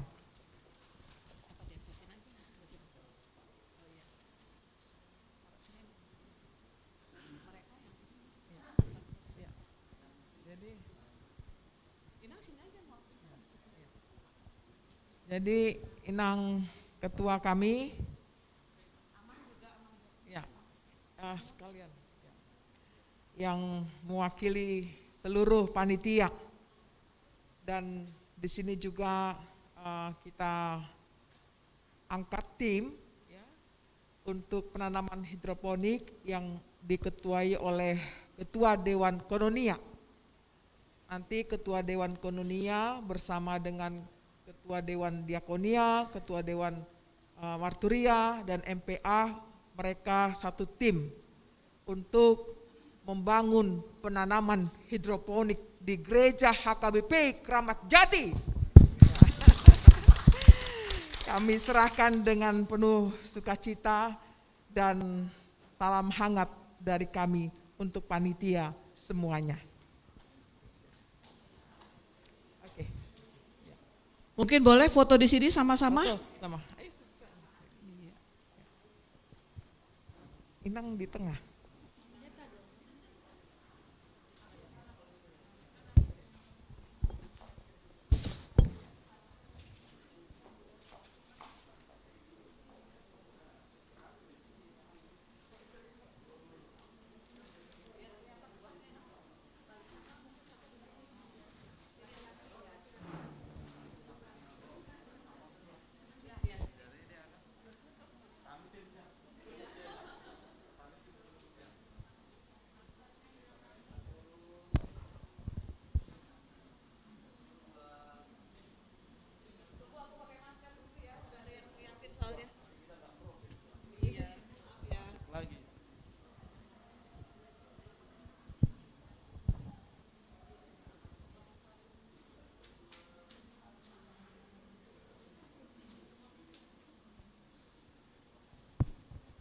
Ya, makasih. Saya serahkan kembali ke moderator. Ya, kita sekali lagi bertepuk tangan untuk para narasumber kita yang sudah menyampaikan buah pemikirannya dalam konteks kita merayakan ulang tahun HKBP Keramat Jati ke-57 dan juga Pesta Gotilon, terjawablah sudah dari paparan Pendeta Dr. Binsar J. Pakpahan, di mana membahas tentang masalah-masalah dunia yang berhubungan dengan COVID-19, tapi dia mengatakan yang sangat perlu kita pegang adalah 3 hal, yakni apa yang kita cari adalah kerajaan Allah, tidak ketamakan. Yang kedua, menjaga pemeliharaan ciptaan Tuhan. Ketiga, bertolong-tolonglah menanggung beban. Salah satu aksi yang dilakukan oleh ibu kita, Ibu Sondang Tiar Deborah Tampu Bolon bersama dengan Ibu Sintua evangelis, udah Sintua evangelis lagi nih. Ya, dokter gigi lagi, ya siapa yang sakit gigi ke ibu inilah. Ya, Riani Boru Samosir, Nyonya Rumah Horbo, beliau melengkapi seminar ini dengan bukti nyata, diserahkanlah sebagai simbolis dan berjanji berniat mereka melalui Ibu Sondang. Proposal kita sudah kita sampaikan kepada Ibu Sondang untuk memohon perhatiannya tentang penanaman hidroponik di HKBP Keramat Jati, dan ini sudah resmi di Parhalado, sudah dibahas dan disetujui, bahkan kita akan bentuk panitianya. Jadi terima kasih sekali lagi Ibu dan Bapak. Dan satu lagi yang sangat menggembirakan, khusus dari Ibu Sondang Tiar Deborah Tampu Bolon dan keluarga menyampaikan sumbangannya. Mau tahu berapa? Mau tahu? Gak usah lah, biar aku aja yang tahu. Iya ya, iya. Jadi sumbangan pribadinya ini, belum lagi nanti sumbangan lain-lainnya kan. Ini masih pribadi ya kan, masih tahap pertama ya, yakni sebesar 10 juta rupiah. Terima kasih Ibu Sondang Tiar Deborah Tampu Bolon bersama keluarga yang tanpa diminta rupanya beliau makulindo ya, tergerak hatinya untuk memberikan perhatian kepada HKBP Keramat Jati. Sama sekali saya tidak meminta apapun. Yang penting seminar ini dihadiri, titik, begitu. Rupanya beliau sangat peduli dengan kegiatan kita. Sebagaimana saya katakan, ibu ini baru datang dari luar negeri. Baunya pun masih bau luar negeri ini. Iya. Baiklah, tidak berlama-lama lagi, mana tahu ada pertanyaan dari dari yang onsite ya, lebih dahulu kami persilakan, baru setelah itu adalah yang dari online. Kami sampaikan kepada kita semua satu termin 2 orang dulu karena waktu kita sudah mendekat. Ada pertanyaan jelas? Siapa? Ayo dong bertanya. Ini mumpung di sini Ibu Sondang, Ibu Nani juga sama Pendeta Binsar Pakpahan. Ayo, sudah jelas semuanya? Ya, apalagi setelah dikatakan uang 10 juta udah makin jelas ya. Ya.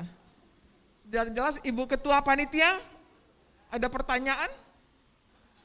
Ibu Sekretaris? Pengurusnya dulu, ada, ya maju ke depan, ya biar difoto. Oh di situ saja, ya. Baik, selamat sore, salam sehat buat kita semua. Yang saya mau tanyakan, Inang, kayaknya kalau di kita orang Batak ini ya, hidup rukun itu sepertinya ke Inang Sondang. Hidup rukun itu rasanya kayak di kita Batak ini ya, kayaknya susah banget ya untuk dilakukan. Bagaimana tip-tipnya lah supaya kita keluarga Batak ini supaya lebih rukun. Ya kadang-kadang sesama dengan saudara, dengan orang tua, dengan eda, dengan segala macam itu kayaknya kurang banyak yang tidak rukun gitu. Bagaimana ke depannya ini supaya kita ini mulai merubah lah, supaya lebih hidup rukunnya. Itu aja Inang, bagaimana tips-tipsnya. Ya, terima kasih. Ada lagi biar sekalian dijawab? Apa itu dulu ya? Lalu ini menjawabnya kami berikan dulu Inang Sondang, baru nanti Amang Pendeta ini secara teologisnya pendeta gimana dia menyoroti ini ya. Karena susah orang Batak ini katanya hidup rukun. Silakan Ibu dulu. Iya, Inang siapa, Boru apa Inang? Oh, Inang Boru Nenggolan. Iya, ini sebenarnya pertanyaannya juga susah buat saya Inang, karena saya juga masih sering gak rukun gitu. Kadang-kadang suka gak rukun juga gitu ya sama suami, sama mungkin ipar begitu kan dan lain sebagainya, jadi malu juga ya.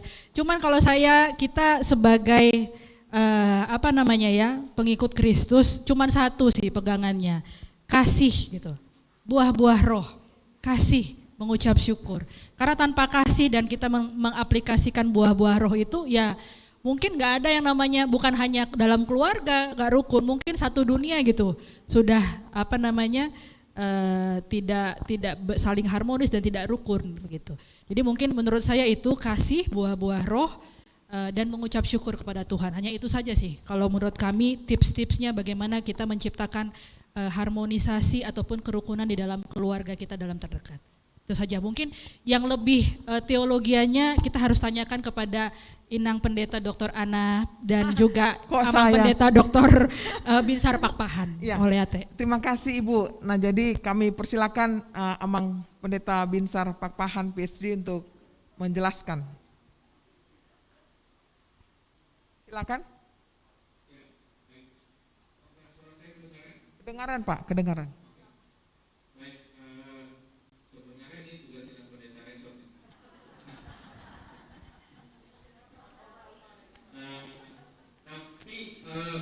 Kalau saya mau ya pada paparan saya tadi bahwa memang akar dari konflik kita orang Batak ini juga banyak karena nggak punya rasa cukup juga ya. Artinya kita selalu pengen lebih dan lebih. Kalau misalnya di dalam keluarga, saya sering lihat pertengkaran kita itu misalnya masalah warisan atau masalah tuntutan. Masalah tuntutannya apa? Misalnya ini yang selalu membebani kita gitu. Saya senang sekali bahwa di depan ini kita sekarang melihat 3 perempuan hebat ya. Namburu saya satu anggota dewan kita dari gereja kita dari AKBP, satu lagi Inang Pendeta Dr. Ana Vera Pangaribuan yang juga adalah dulu menjadi kadep kepala departemen Marturia HKBP. Artinya kadang-kadang kita juga memberi tuntutan, misalnya nggak cukup gitu ya, nggak cukup. Perubahan-perubahan pola pikir itu sering perlu kita jajaki supaya kita punya rasa cukup itu, baik itu misalnya anak misalnya sudah berhasil kita kasih beban lagi, atau misalnya kurang tinggi gaji Muna, masa nggak ada anak boru Muna, masa nggak ada anak laki-laki Muna, nanti bertengkarlah sama Parumain, bertengkarlah sama Hela, mana warisan itu, kenapa cuma segini, bagaimana caranya bertambah ini, bertambah itu, bertambah ini, karena pengen terus mencari, akhirnya rumah tangga jadi tidak akur lagi. Jadi ini hal-hal yang membuat membuat kita sering berada dalam pertengkaran, ketidakrukunan. Jadi kita perlu, tadi kata Inang Sondang, perlu kita perlu bersyukur, dan memang kita perlu punya rasa cukup. Selalu mencari itu sebenarnya membawa perdebatan, karena kalau kita mencari akan ada orang lain juga yang mencari, dan kalau kita sama-sama mencari berarti kita sedang berebut. Kalau berebut itu teori konflik, karena ada satu hal yang diinginkan oleh dua pihak yang berbeda. Misalnya kalau di gereja kita mencari jadi pimpinan gereja misalnya, yang seperti itu bisa juga membuat terjadi perbedaan pendapat di antara kita. Jadi kalau memang mau terjadi kerukunan, ya kita betul-betul harus perlu juga mengingat, bersyukur dan merasa cukup bahwa Tuhan memberkati kita. Saya rasa itu dulu dari saya, Enang. Ini panjang penjelasannya soalnya.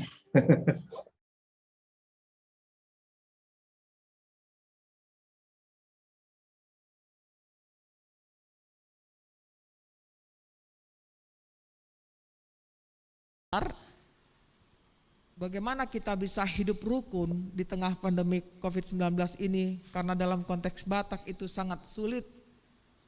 Sebabnya karena egonya, ya, sehingga itu bisa memblok kita, tetapi jawaban tadi udah jelas adalah kita bersyukur dan merasa cukup yang Tuhan berikan kepada kita. Demikian, ada lagi dari kita? Dari online ada nggak? Dari ya, apa pertanyaannya?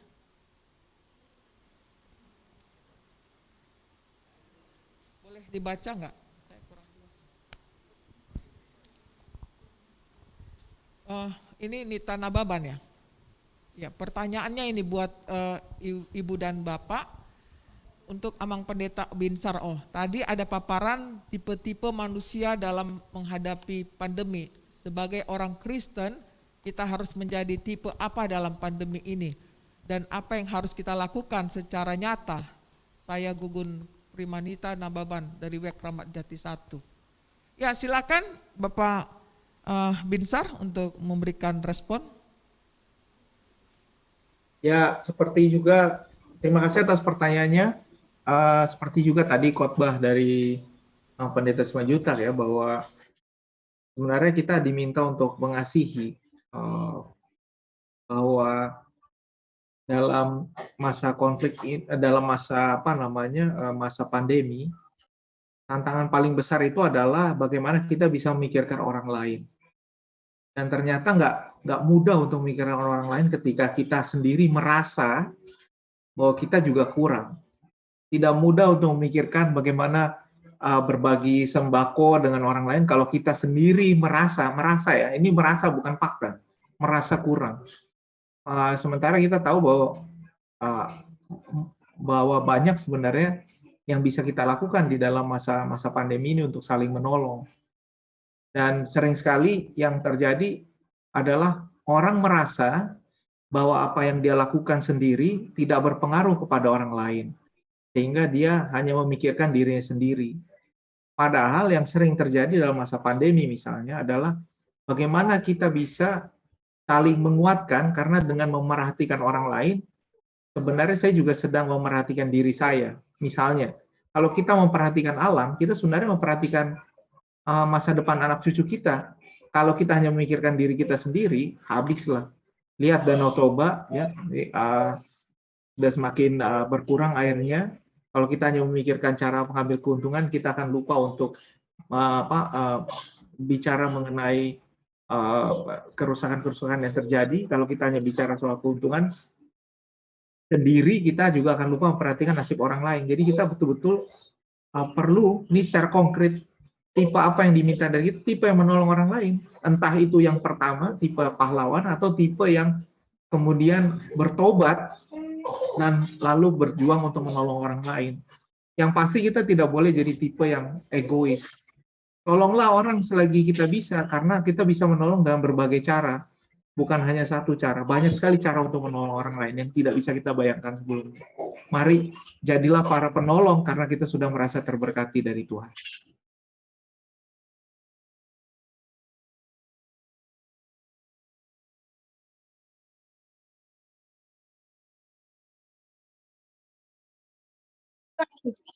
Baik.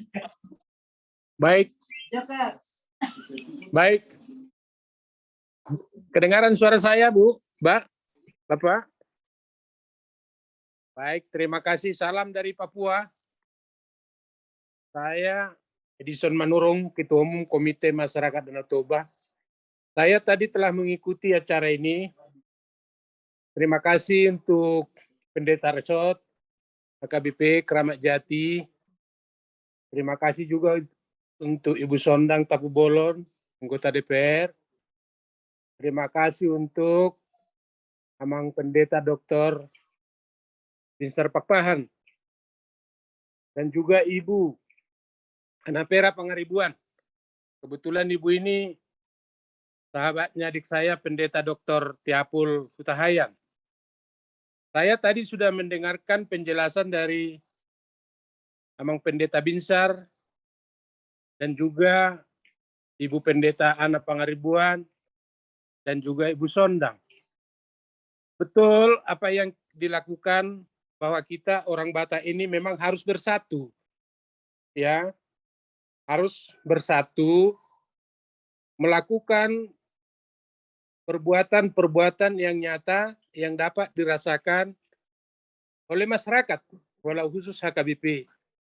Kebetulan Komite Masyarakat Danau Toba sudah melakukan kerjasama karena KMDT telah lahir dan sudah terbentuk di 8 kawasan Danau Toba dan juga di beberapa provinsi dalam rangka mendukung percepatan wisata Danau Toba dan SDM unggul. Dan juga di dalamnya ada misi no maintenance. Baik, oleh karena itu saya tidak mau hanya seremonial doang ya. Kami sudah melakukan bantuan vaksin ya untuk 8 kawasan Danau Toba masing-masing 100.000 bekerja sama dengan Menteri Kesehatan. Oleh karena itu yang dibuat kegiatan ini dari DPR, Ibu Sondang, pertanyaan saya, tadi saya sudah dengar akan dibagi tanaman untuk ditanam di gereja HKBP Keramat Jati. Jangan hanya seremonial, karena ini baik, ada sayur dan lain-lain ya, secara penanaman hidroponik. Mungkin jangan hanya seremonial, seandainya ini diserahkan nanti kepada perempuan untuk dirawat. Saya kira ini bagus sekali. Semoga Ibu Sondang sebagai anggota DPR Dapil dari Jakarta Timur, hal yang melakukan ini agar biaya dari pemerintah itu berajas manfaat. Itu yang saya pertanyakan, dan ada buktinya nanti setelah disumbangkan atau diberikan Ibu Sondang, kelihatan hasil karya nyatanya. Terima kasih. Jadi itu hanya masukan saja, saya kira nggak perlu dijawab ya. Ya, nah sekarang kita pada puncak atau klimaks daripada seminar kita ini. Kami mohon dengan sangat dan hormat kepada Bapak Pendeta Binsar Jonathan Pakpahan untuk menyampaikan closing statement bersama dengan Ibu Sondang Tampu Bolon. Pertama kami persilakan untuk Bapak Binsar. Pandemi ini mengingatkan kita bahwa kita tidak hidup sendiri. Kita semua terhubung di seluruh dunia ini. Perbuatan beberapa orang yang terjadi di provinsi di Cina ternyata berakibat kepada seluruh dunia.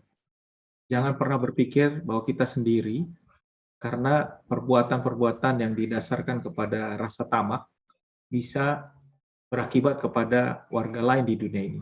Mari kita saling menolong, saling memerhatikan, bertolong-tolonganlah kita menanggung beban kita, bagaimana perintah Tuhan pada kita.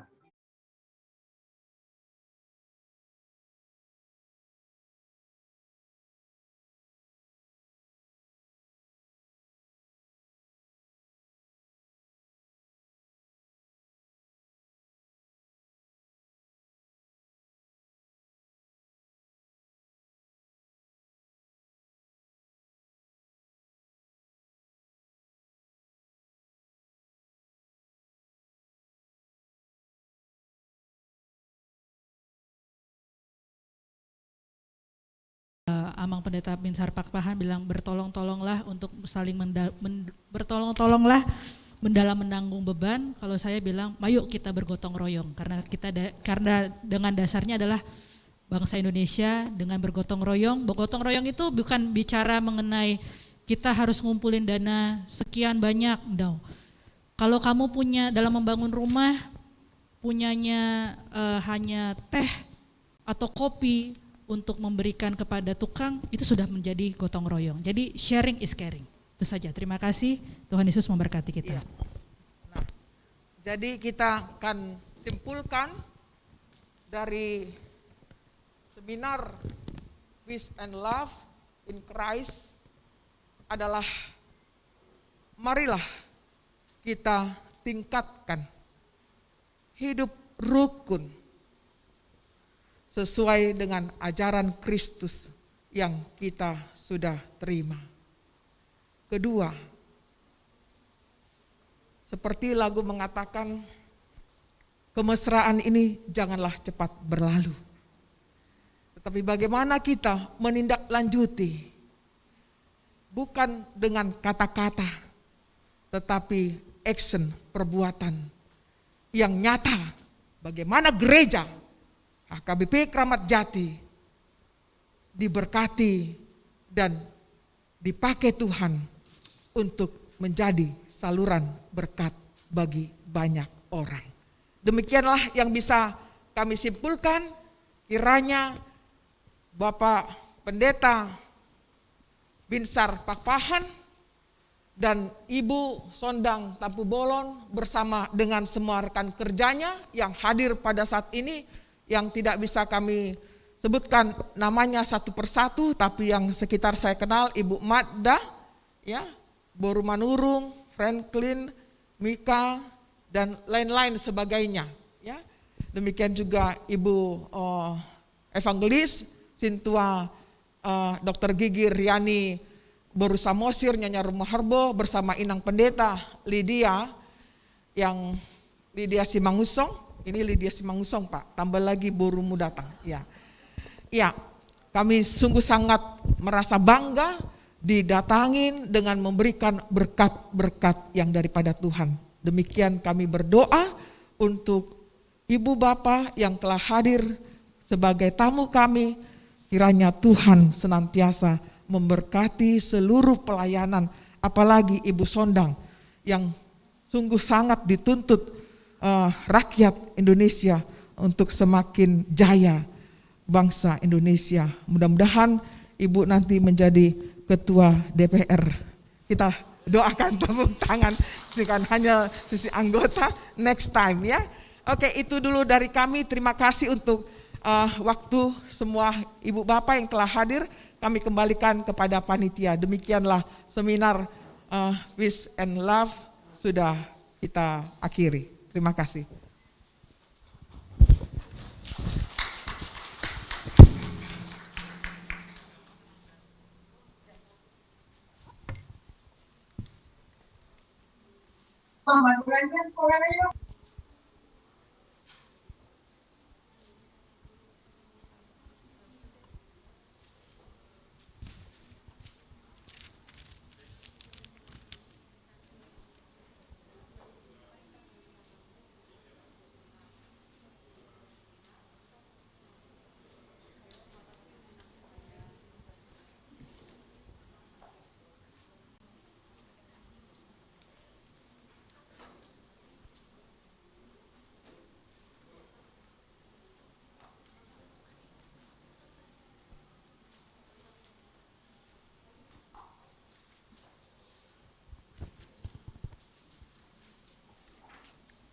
Kita berikan aplaus sekali lagi untuk para narasumber dan tamu undangan kita yang sangat istimewa pada sore hari ini, yaitu Dr. Gigi Nani Boru Samosir.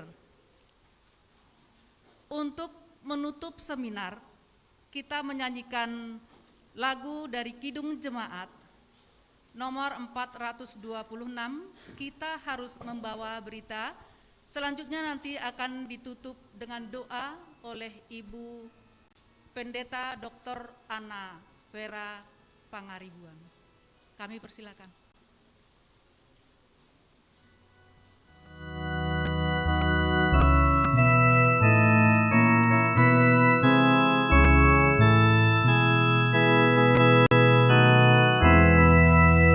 Semoga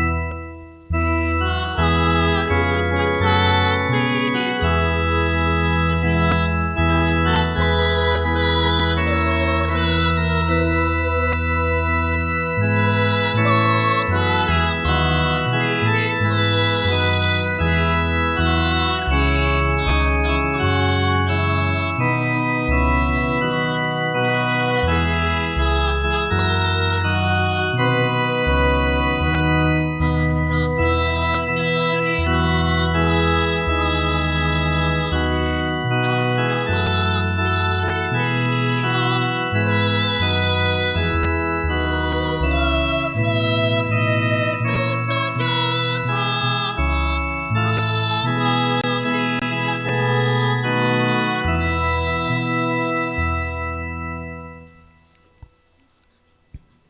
seminar Peace and Love in Christ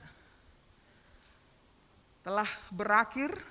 Oleh karenanya kami tutup di dalam nama Allah Bapa dan nama anaknya Tuhan Yesus Kristus dan Roh Kudus. Kiranya seminar itu menjadi berkat bagi kita semuanya. Amin. Ya, marilah kita berdoa. Ya Tuhan Allah kami yang kami sembah dalam Yesus Kristus, kami sungguh bersyukur kepadamu ya Tuhan, di mana kasih-Mu nyata dengan kami boleh berkumpul pada sore hari ini menjelang malam, bersama-sama melakukan seminar yang dalam rangka ulang tahun HKBP Kramat Jati ke-57 dan juga Pesta Gotilon, di mana pesta puncaknya akan dilaksanakan pada tanggal 24 Oktober 2021. Tuhan, kami mendoakan seluruh para narasumber yang telah mempersiapkan dirinya dan menyampaikan makalanya dari buah pengetahuan, pengalaman, pergumulan yang dituangkan di dalam seminar ini, di mana kami telah mendapatkan banyak hal, yakni tentang bagaimana hidup rukun di tengah bencana pandemi COVID-19 ini, dan bagaimana juga langkah konkretnya ke depannya. Ya Tuhan, kiranya Engkau memberkati Bapak Pendeta Binsar Pakpahan PhD dan juga Ibu Sondang Tiar Deborah Tampu Bolon. Demikian juga yang bersama dengan kami Ibu Evangelis Sintua Dr. Gigi Riani Boru Samosir Nyonya Rumah Horbo. Tuhan, kiranya Engkau lebih lagi memakai mereka menyampaikan kabar baik di tengah-tengah dunia yang sedang membutuhkan perhatian. Kiranya dalam aktivitas mereka sehari-hari, baik berada di Indonesia, khususnya Bapak Pendeta Binsar Pakpahan bersama keluarga ada di Belanda dalam menunaikan tugas panggilannya. Tuhan, kiranya tangan-Mu yang penuh kasih itu terus mengalir, terus mendampingi kehidupan mereka, sehingga mereka tetap semangat dan penuh hikmat, dan sungguh-sungguh Tuhan untuk berkarya sesuai dengan rencana-Mu, sesuai dengan kehendak-Mu. Berilah mereka juga Tuhan kesehatan, agar mereka bisa melakukan aktivitasnya dimanapun dan kapanpun yang mana Tuhan mau. Berkati semua keluarga yang mengasihi mereka. Demikian juga kami berdoa buat seluruh rombongan daripada Inang Sondang Tiar Deborah Tampu Bolon yang ikut bersama kami di sini, yang tidak dapat kami sebutkan satu persatu, yang dimana mereka sangat mendukung dengan kegiatan atau pelayanan dari ibu kami ini. Tuhan, beri juga mereka rezeki, kesabaran, ketabahan, ketekunan, kesatuan hati untuk dapat mendukung program-program yang sudah dicanangkan di tingkat DPR, khususnya Komisi 6. Ya Tuhan, demikian juga buat seluruh jemaat-Mu yang hadir pada saat ini. Kiranya mereka pulang dengan penuh sukacita. Bila ada di antara mereka sedang bersedih, Tuhanlah yang menghibur. Bila ada di antara mereka yang sedang kesusahan karena ekonomi, Tuhan baik Engkau mencukupkan kebutuhan mereka. Tuhan, kami juga berdoa untuk seluruh panitia HUT Kramat Jati ke-57 dan Pesta Gotilon, ketua kami, sekretaris, bendahara, seluruh koordinator, khususnya pada saat ini Tuhan yang dibidangi oleh koordinator acara dalam bidang seminar ini, Inang Betsy Boru Purba. Tuhan, dia sudah capek dari hari ke hari untuk menghubungi satu sama lainnya. Padahal dia juga sibuk dalam pekerjaannya. Tapi ternyata hari ini sungguh indah. Tuhan jawab, kelelahannya tidak sia-sia. Semua bisa berjalan dengan baik. Itu semua karena berkat-Mu Tuhan. Tuhan, kiranya seluruh permohonan kami ini yang kami ucapkan maupun tidak kami ucapkan, dan khususnya persiapan panitia lagi Tuhan untuk malam puji-pujian tanggal 22 Oktober dan puncaknya tanggal 24 Oktober.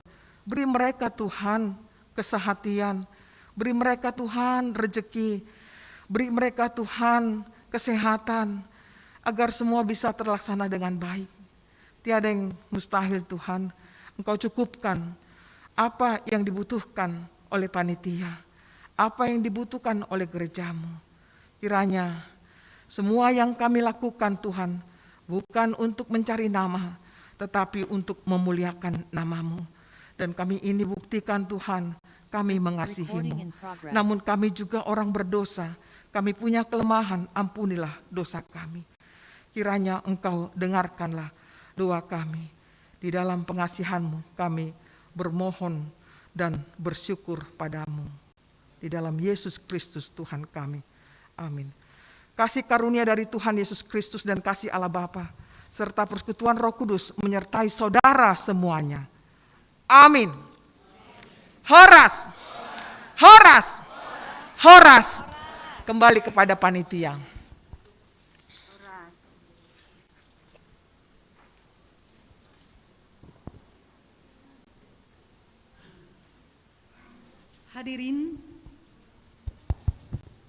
Hadirin yang kami hormati, sesi paparan dan diskusi sudah selesai. Kami ucapkan terima kasih yang sebesar-besarnya kepada para narasumber, Bapak Pendeta Dr. Binsar Pakpahan, PhD, dan Ibu Sondang Tiar Deborah Tampu Bolon, STMT, serta moderator Ibu Pendeta Dr. Ana CH Vera Pangaribuan, dan juga kepada para peserta seminar secara onsite dan online.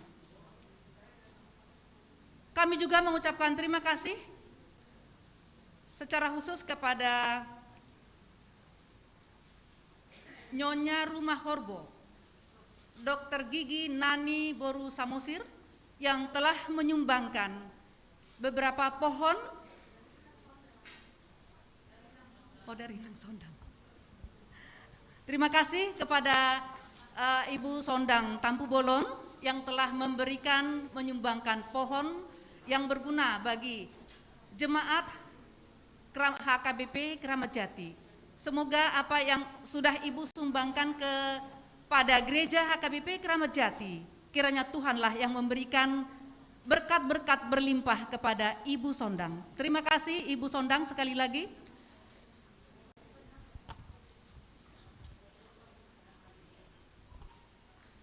Untuk sesi foto kami persilakan.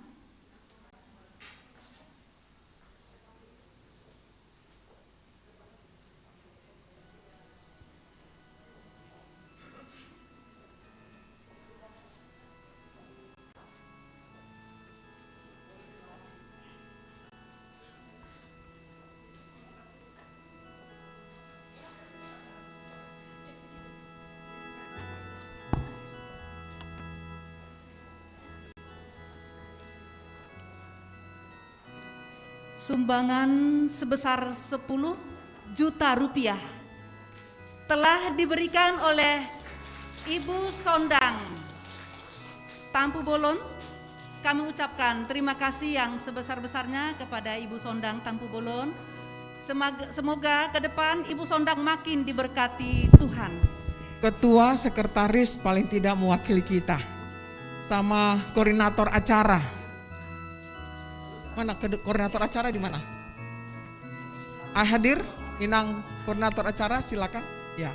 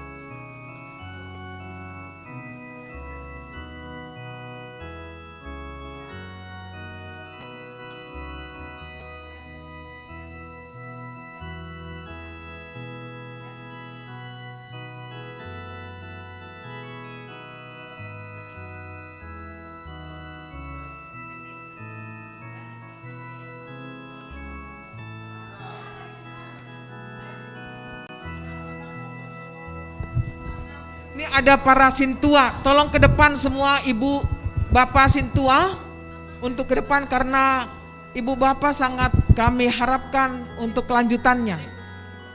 Iya, khusus tapi saya panggil juga nanti ya. Iya.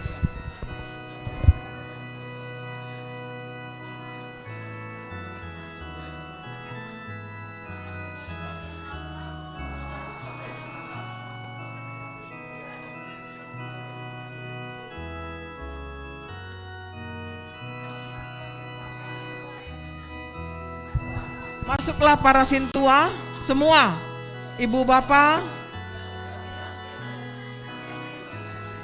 Ya pendeta Erna, pendeta Sakarias, ya. Sini semuanya, Amang. Inang Erna. Tadi udah ketua panitia, nanti seluruh panitia.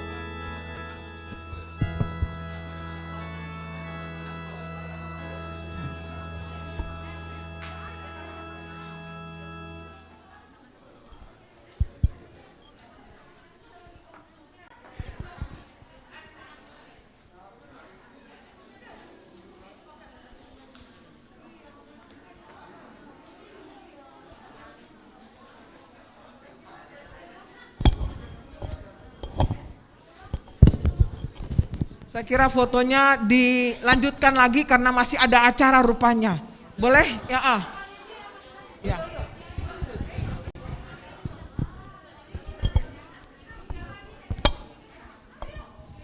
Masuk sini pendeta, sini masuk sini.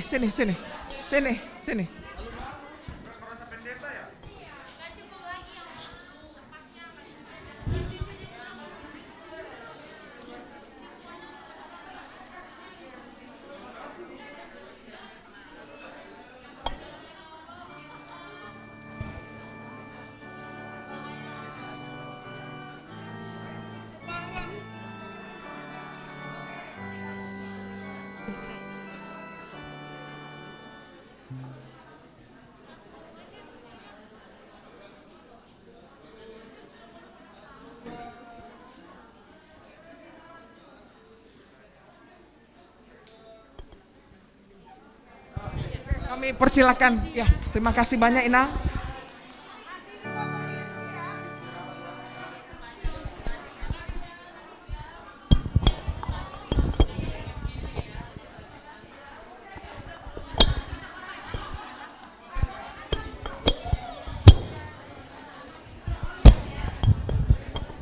Terima kasih.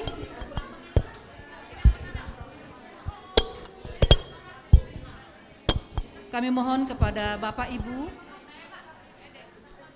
untuk duduk kembali.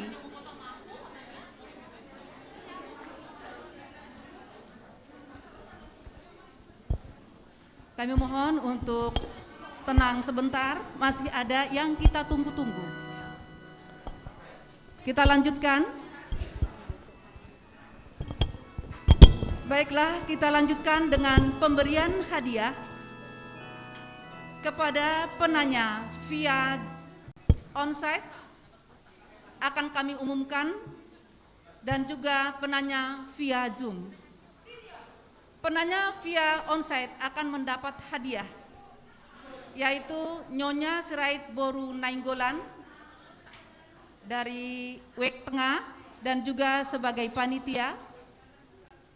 Penanya via Zoom akan mendapat hadiah Nita Boru Nainggolan dari Wik Ramadjati. Yang kedua, via Zoom, Komite Masyarakat Danau Toba. Hadiah berupa voucher pulsa akan dikirimkan ke nomor handphone Bapak Ibu yang mendapat hadiah.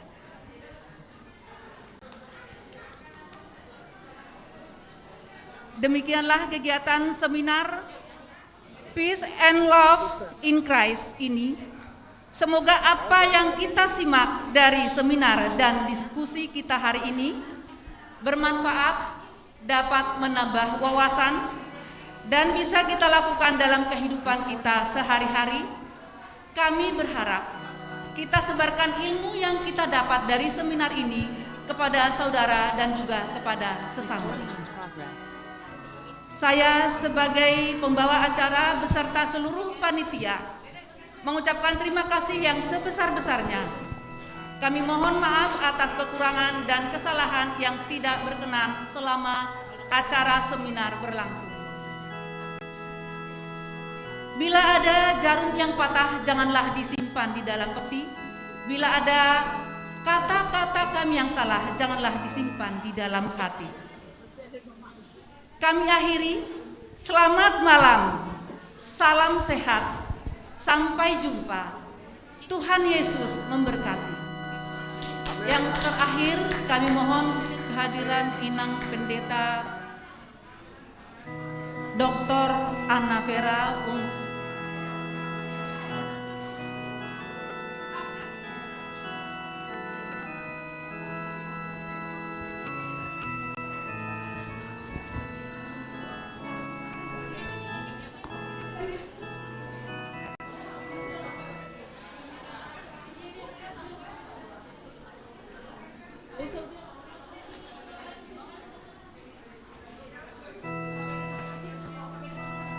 sampai berjumpa kembali pada acara berikutnya.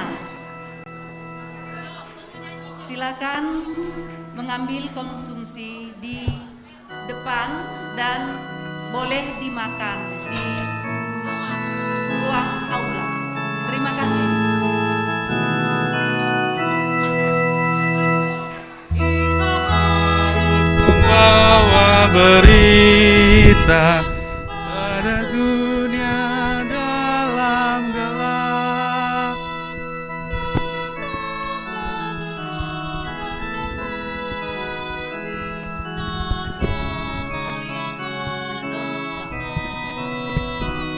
Dan nama yang menyata, karena gelap tadi.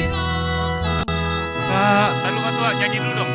Dan remang jadi siang terang, kuasa Kristus kan nyatalah, ramani dan cemerlang.